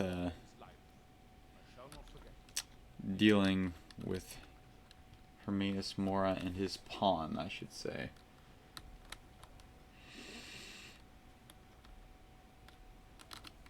Well, there we go. Raven Rock protected against all, but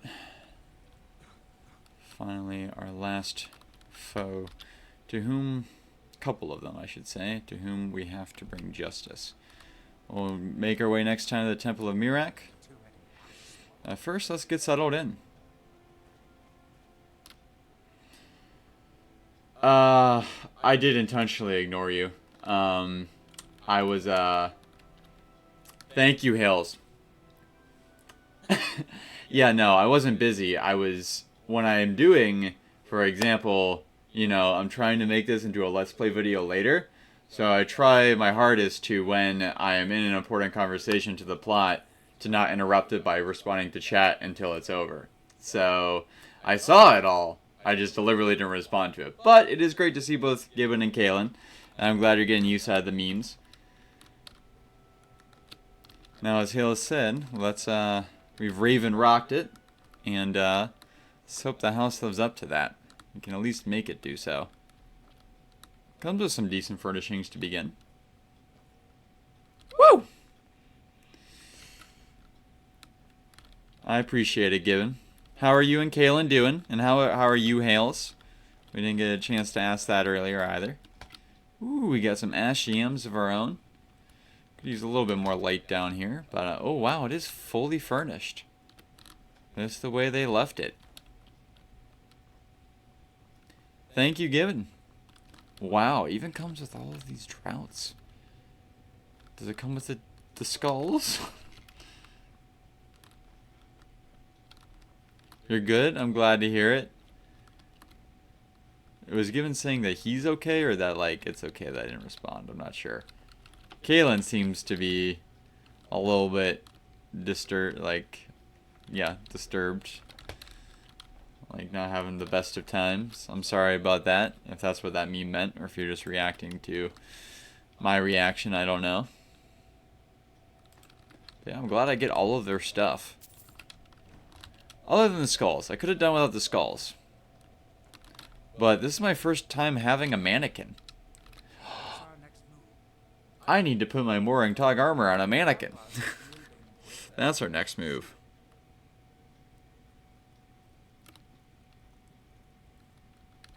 Boop, boop.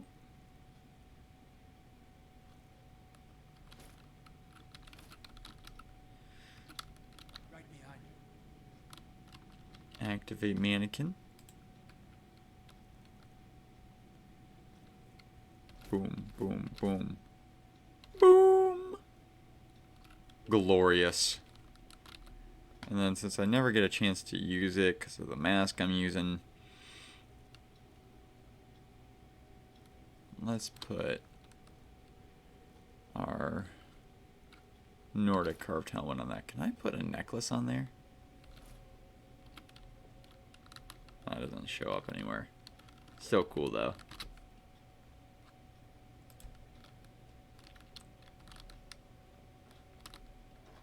I can finally start putting stuff up there. Maybe I can go retrieve that. I'll retrieve that mace next time that we got in the when we fought through that ash spawn earlier. Those ash spawn. This is dope. This is the best house we have so far. Probably not the safest place. Best that we leave the kids back in Whiterun with Lydia, but I am loving this.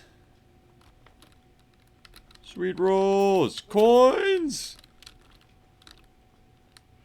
I wonder if we'll get a companion here. Like we get... Do I get just the manor? I'm guessing I just get the manor. Like I don't get a housecarl here because there's both a cheap person to pick up there and they gave me a whole place to live. The other places make you pay for the place to live, I should say, which is why I think that's all we get here. Wow. Well, Raven Rock is safe. Raven Rock is safe. The mines are up and running. We're fully kitted out. We've dealt with an assassination plot. You got the last word of power from Romaeus Mora, despite it costing us dearly. We've committed ourselves to avenging the death of Storm, and to freeing this land of Mirak's power, which we are well set up to do. When we come back, we'll have a couple of locations I might want to raid still before we go in hopes to find the last dragon aspect, and unlocking maybe some other powers as well. We'll have to get that mace and finish kitting out our house a little bit. But I think we had a great stream. We uncovered a lot of cool locations, sent the Thalmor packing with just our sheer presence. Definition of aura here. And did a lot of good in this land that doesn't see a lot of that these days. Grateful for that, proud to have done it, and happy to be a part of the town. Thank you all so much for watching this episode. We're going to head over to our meme review, but I hope you had a great time.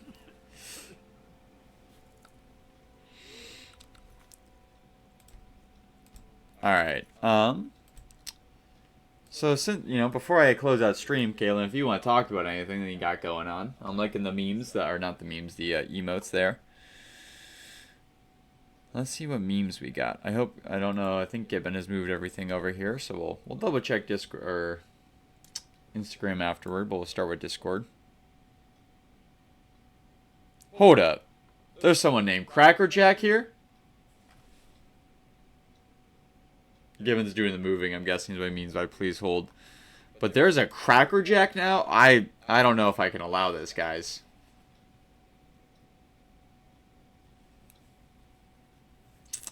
It's kind of my territory. No, he's allowed to use it.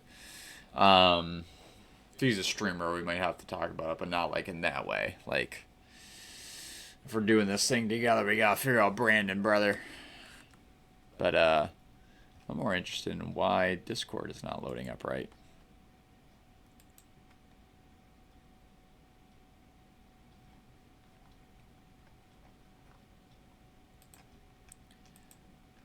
So if we ended in here.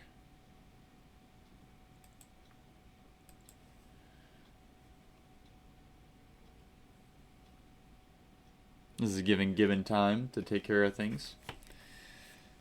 Kaylin Gibbon, as I didn't get a chance to earlier, I wish you a happy St. Patrick's Day as well, by the way.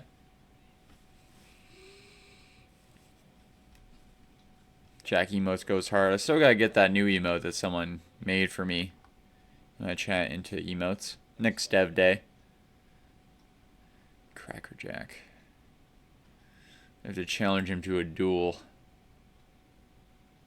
Sorry I missed that, by the way, Hales. That Brock's chat. But we figured it out.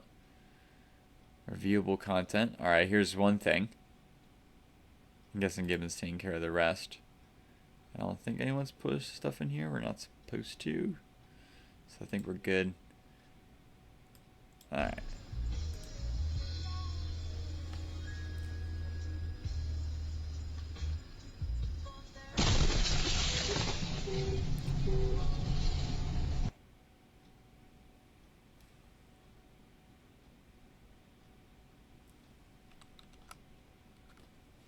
I don't know. He did survive, though, Gibbon. So it's a little bit, either way. Lord worked out for him. Kaylin, the boo thing is out the door. Is the boo, like, boyfriend? If so, I'm very sorry about that. That would suck. I don't know what else that would be referring to. I'm sorry that didn't work out. It seemed like you were enjoying it for a while. Sounds to me, though, like he was for the streets if he's not with you anymore. His loss and his problem.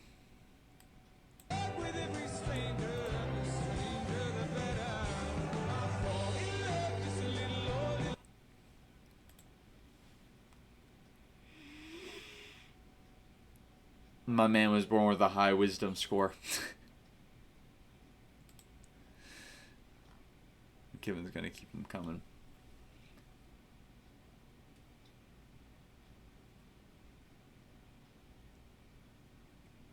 So it could be something else. I don't know if we're talking about like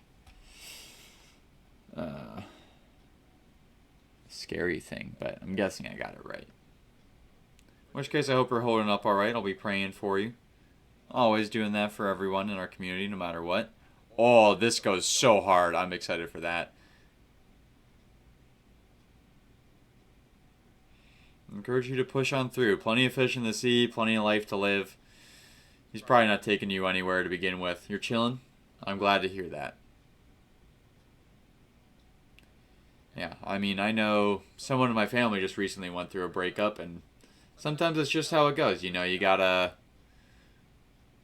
Sometimes not, you know, there's plenty of fish in the sea, not everyone's the right fit, and that's fine, you know. It doesn't say anything bad about you. Doesn't even necessarily always see something bad about them. Sometimes it just doesn't work. Sometimes people need to change or don't want to change. You wish them the best, and you take your leave, and you move on. You hopefully learned a thing or two and had a good time with what you had, and you'll find out where you're meant to be eventually, you know, in good time. Enjoy the journey. You turned in your assignment. Heck yeah. Oh, you absolutely did. This one is, I mean, anything Star Wars gets me going in a particular way. Oh, I've seen this one already given. Oh dear. Someone sent a repeat, but is still. That's Sentry right now. That's how Sentry's gonna walk into basic. You're gonna charm them all. The day when everybody is Irish. Absolutely. Look, sometimes the Empire, you know, sometimes what was I thinking? The bad guys just have the cooler armor, which can be a problem. Here's like Lord of the Rings, for example. Good guys have the cool armor. That's what it's supposed to be. Okay? You can give them both cool armor, but you want the good guys to be just as cool. Not having egg-shaped helms. I appreciate the egg-shaped helms. They actually do kind of make more sense than I feel like a lot of people give them credit for. It's cool, you know, to have just that vibe in a particular part of Star Wars, but I need them more, okay? I need them more from the Rebellion. I still haven't gotten to see it on screen. Stormtrooper, hands down, basic Stormtrooper, still probably my favorite set of armor of all of Star Wars. Scout Trooper's really close. That's what I put on my Christmas tree. I drew a Scout Trooper when I was a kid based on that ornament.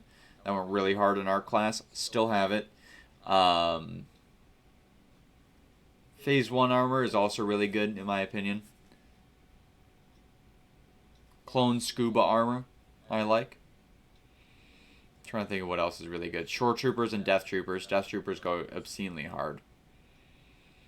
But I think the original Stormtroopers maybe did it best. Death Troopers are close, though. The black band on top has some balancing issues, I feel like, with a Stormtrooper helm, but it kind of works out, especially when you combine it with the pauldron. Anywho.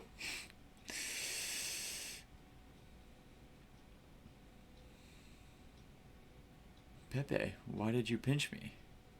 Because you're not wearing any green. Pepe, I am green.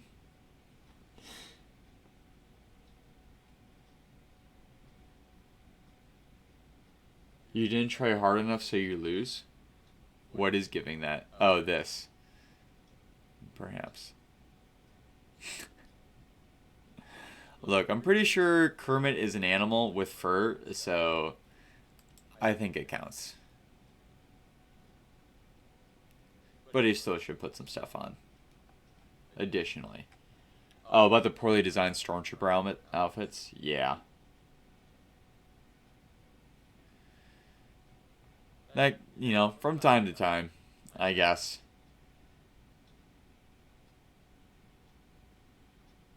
Which one would you mean, though? Like, do you mean the fact that they get knocked down so easily? In which case, I mean, it usually canonically, it saves their lives, usually. Often, the stormtroopers you see go down don't actually die. They just kind of pass out and then come back. It's hard to make to kit out everyone. Which does remind me, the Mando stormtroopers look pretty dang cool too. Both versions. The Star Wars Rebels version and the Mandalorian version. The bad guys dress ugly and lose? I don't think the stormtroopers are dressed ugly. Oh, you can be in silent lose too. I see, okay. Now you brought all the way around. Yeah. Maybe you're right. They didn't realize what they had, I was saying earlier today, like I finished Andor, I rewatched the first season because the second season is coming out soon. And something I thought was like a cool thought experiment. No worries. So half of it was me today being kind of out of it after all that chatting for so long. My congestion's kind of fighting its way out. But like for someone to write a story about like how it would play out, like it would definitely take longer, but I think it would still fall. Like I don't think like a story that tells the moral of the story being, sometimes you can have good people in a bad system and the system will still bring them down because you need both. You need good people and a good system. Like the prequels show that a good system can fail still because of bad people. But we never got to see, just trying to think of, stories or, for example, like Lieutenant Gorn. What if Lieutenant Gorn was in charge of the Eldani garrison? How would that have been different? What if, a decent person got control of, was in control of Ferrix? Is that even possible, It would be a cool thought experiment, a cool story design. I do have ambitions to write some stories of my own someday, but that's gotta be a much later in life thing. Maybe even close to retirement, but just sometime when I have more time to write on the side. For now, I'm just kind of building up story elements and plot lines that go along. So, potential secondary empire there, or even primary storyline. This is why I barf in your bed, Karen. That's fantastic. And thank you, Gibbon, for your service. I'm gonna send before I leave here out in the Instagram chat that people should put their things here directly. I forgot to do that.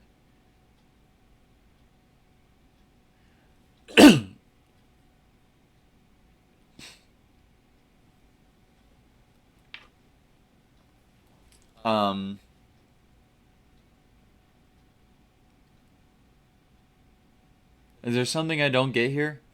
I feel like I'm missing something about why St. Patrick's able to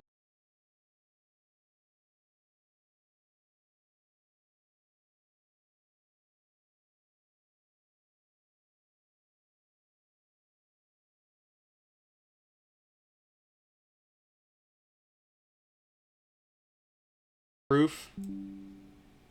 This is proof that it said my bitrate was excellent this entire time. We're back, and I just got it. Because he drives out snakes. So that's why she's bald. That does make sense. I remember that story too now. I didn't remember it till just now.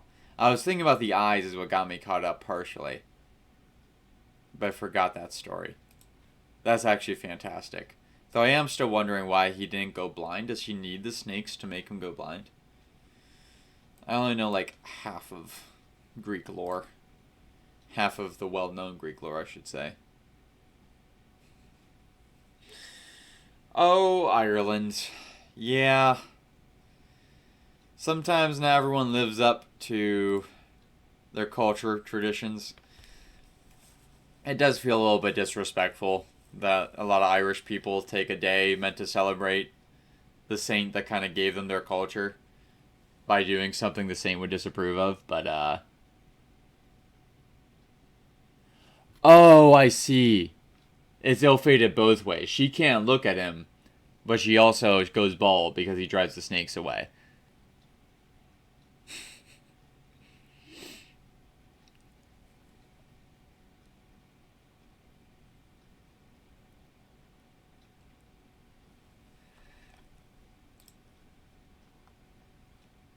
Look, if you commit yourself enough to anything, you can work it out.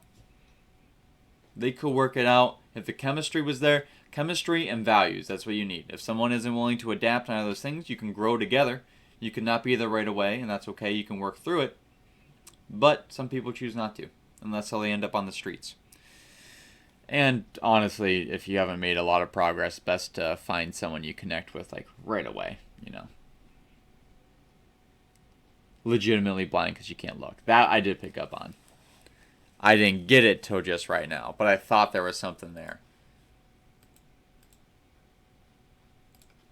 Cheers to that.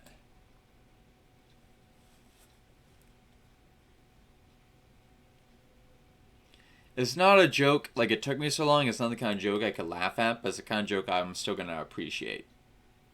And that's the way half of humor is. Don't expect everyone to laugh at all your jokes, people. Sometimes your joke's just like, funny. But it's still good. Life would not be the same without those. What about like music? I mean, come on, give me something that fans need to know behind the scenes. Music. What fires you up? What fires me up? Throw a couple of bands at me, see if I know them. See, I don't really listen to bands. Give me though. something that's in your iPad. You know what I'm My asking iPad, go, but Migos, you know what I'm saying? You know about some Migos? for. Put them on my list. Let's put them, Jake. Let's get some Migos.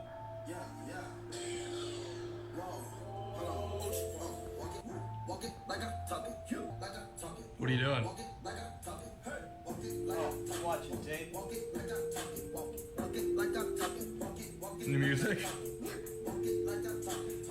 Yeah, Migos. Have you ever heard of them? He put it on his computer. I respect the man. You've been missing until you find out what you've been missing. You like it? Freaking love it, man. I mean, look at him. All right, respect for that. I could have probably appreciate that kind of music. I do like rap and hip hop and so on and so forth, but I don't know a lot of artists in those genres. Some of the lyrics, some of the song types are not quite on my alley. And yes, that's a good way to put it, Hales.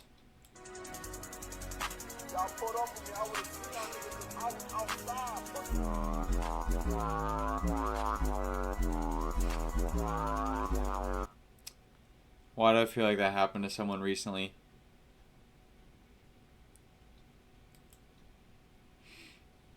Look, for some people, I'm a very friendly guy. My job is to get to know strangers, so. But I do appreciate that. Because it is super awkward, though. I can still appreciate the awkwardness. Like, the fact... If you're a shy person, take counsel in the fact, like, consolation, the fact that, like, extroverted people don't... It's not like it's also awkward for us. Like, we get it. And we also don't judge you when you don't, like, push through that. We're just, like, we need that social connection. And so we push through the awkwardness anyways. Well, it'll depend on the person, too, I suppose. I'm somewhere in between introvert and extrovert.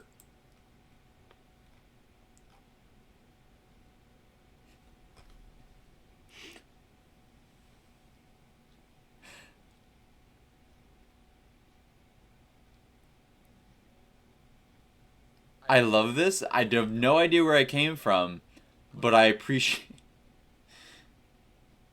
God bless you, Greg the Sorcerer, because that is amazing. That's original. That's impressive, okay? There's no story of gnomes hiding in forests that I know. Like, it came out of nowhere, and it was still funny. I appreciate that. That is S tier. That is really hard to do. You usually have to have some material, some baseline to work with. He didn't. I've never heard of gnomes ripping people apart in forests before, but I still laughed in my heart, if not with my mouth. I got a good laugh. Good heart laugh.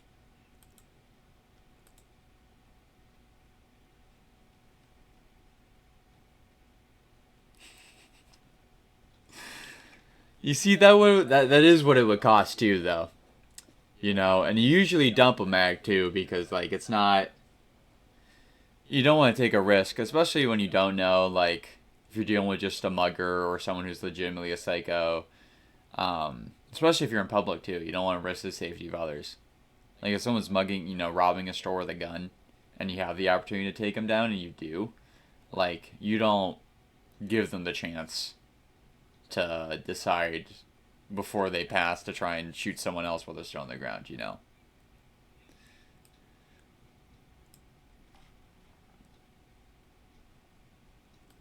No! No!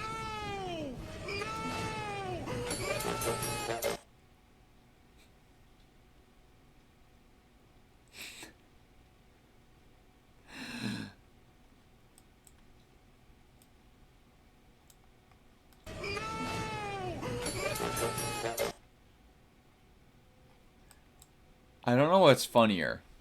That, you know, was he actually trying to get Austin Powers and got awesome powers, or vice versa? I prefer to think he wanted Austin Powers, and I think that is what it actually was.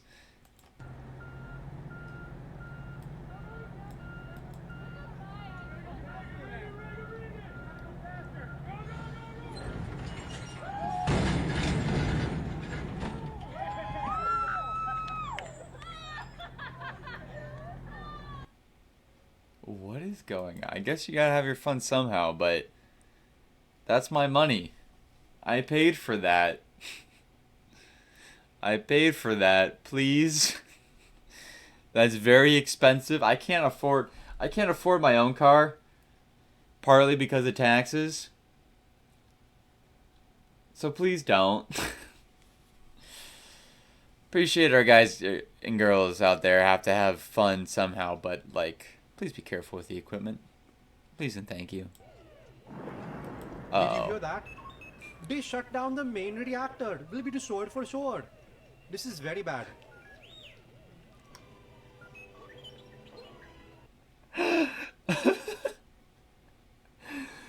The name too. That's perfect. Layers. Layers. I love it. Well crafted. Asians had they didn't oppress. Koreans didn't have. Oh, I've seen this before.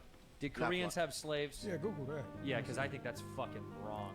We were kidding Korea about had the the Korean. longest unbroken chain of slavery of any society in history, spanning 1,500 years. Fuck off. That's not what it says.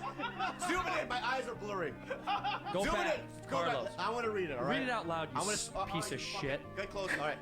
Korea had the longest unbroken chain of slavery of any society in history. Fuck! Holy shit! You guys are fucking scumbags. We're scumbags. Hey, it's still going if you count North Korea. Oh my god. Every time though I watch it, it still gets me. He's just so sure of himself. He's like, we're the best. We're fine. We may have our problems, but we don't have that problem. Oh, Korea. No doors, no problem. Yo, 38. And I'm like, hey, what's hold on. Hey, contact the police. I need this, bro. Take it, bro. To the money, introduced it to my stove. Showed her how to whip it, now she be missing below. See my truck, we let her hit the big road. What? Fuck. Everything about it. And see, this is you gotta be careful sometimes. Like I have the patience for long jokes. Some people don't.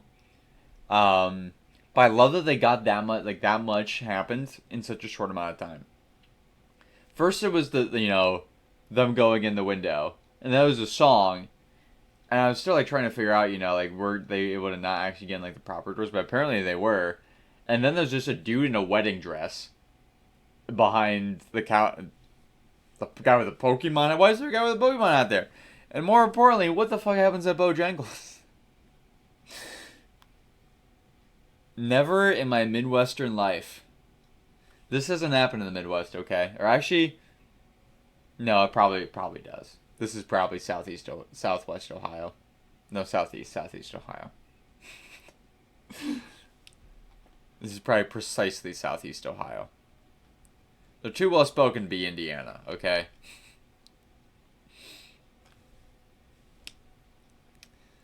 No. I just. No doors? No problem. The other thing I don't know, I feel like I seriously can't tell if it's scripted or not either, which is well done. Adventure, prepare to change course. Sir, this is a leisure cruise. Our path was set by the travel agency. That's for schoolgirls. Now here's a route with some chest hair. But that course leads directly through a swarm of...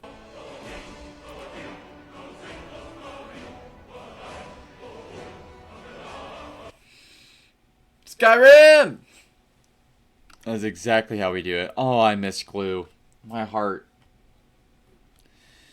The one sad part about the Dragonborn DLC is I couldn't bring glue with me. Buford, I agree with you, but I don't really feel like there was much of a scene for Soviet expression. What the fuck is it now, man? Oh, hey, Candace, what do you want? What are you guys doing Wait, now? hold on, what? Take a step back. Alright, okay. It was indeed the word Soviet. What the fuck is it now, man? Oh, hey, Candace, what do you want? What are you guys doing now? We're talking about how Jackson Pollock's a fraud. You're not talking about one of the greatest artists of the 20th century as if he's a fraud, right? Well, Candace, we were gonna talk about that, and then you just kind of decided to jump in and fucking butt yourself into the conversation. Yeah, honestly, kind of a dick move, Candace. If I said Isaac Newton didn't do Why does Phineas feel so much like Gibbon? existed, then you guys would also be pissed. Isaac Newton had to invent differential calculus to explain how planets orbited around the sun on an elliptical orbit, okay? I'm not sure fucking kneeling on the ground and throwing paint at the ground really explains the fucking difference between the two. I mean, really, honestly, Candace, that's a fucking terrible comparison. I would love to hear you guys explain to me how you think What on hundreds of Buford? millions of dollars worth of art is a sham. The CIA, Candace, that's how. You wanna know how, Candace? It's that. You're as fucking useful as a used tampon, Phineas. Buford, can you explain this shit, man? Fucking fine. Okay, Candace, let's see. Well, Oh boy, here we go. Modern art and design or whatever fucking represented liberalism and individualism and other dynamic activity that, creates risk-free possibilities in a free society. Well, Soviet Russia did not have any of that, Candace. You know what they had, Candace? They had a bunch of fucking shit that we don't care about, like Soviet fucking realism, okay? That's artwork that's completely against the point of any other art, because you know why? It's propaganda.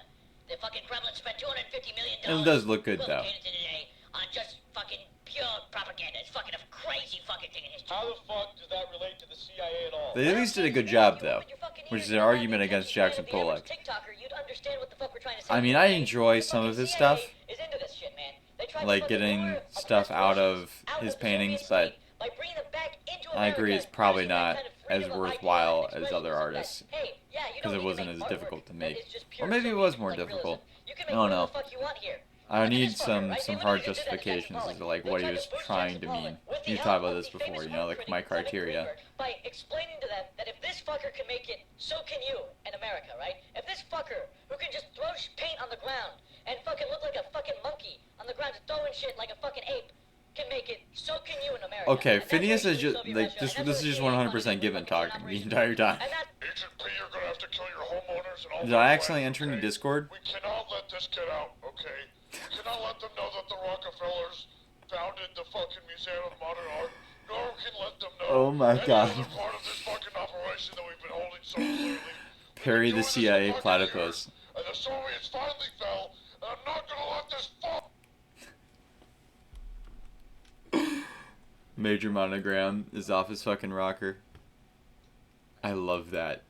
That was amazing.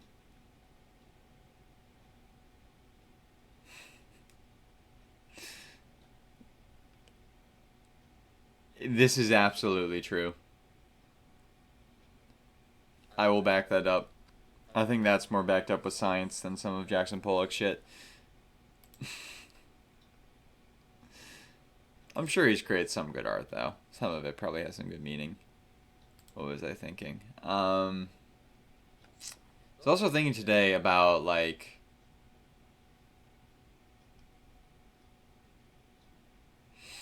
what if you did a D&D game where instead of playing as like just a player character, like everyone had the noble background but had to actually like manage a kingdom part-time while they're doing stuff? This really would be interesting.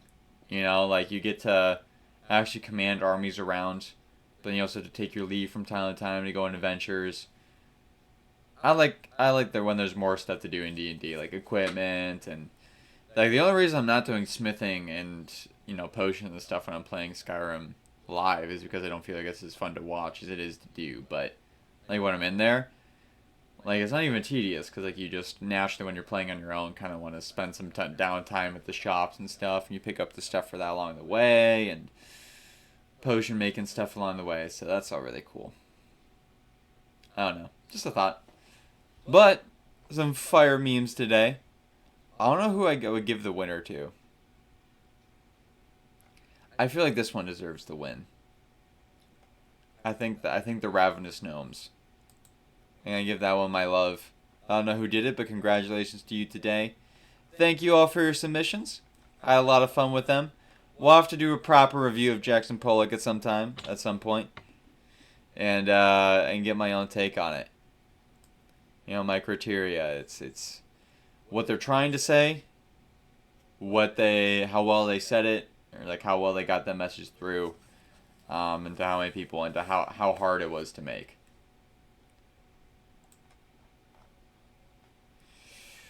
Alrighty, well,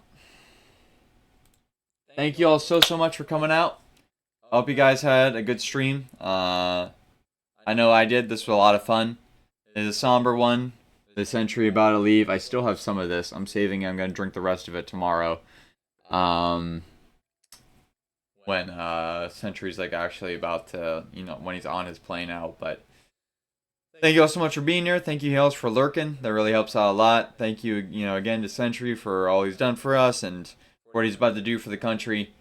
Don't mess around with the Humvees, though. And thank you to Given and Kaylin for coming out. Great to see you both. Praying for everyone, especially Kaylin with what she's going through right now, Given as he goes into his confirmation season. And St. Patrick, pray for us. May God bless and keep us all. God bless everyone. Godspeed and good night.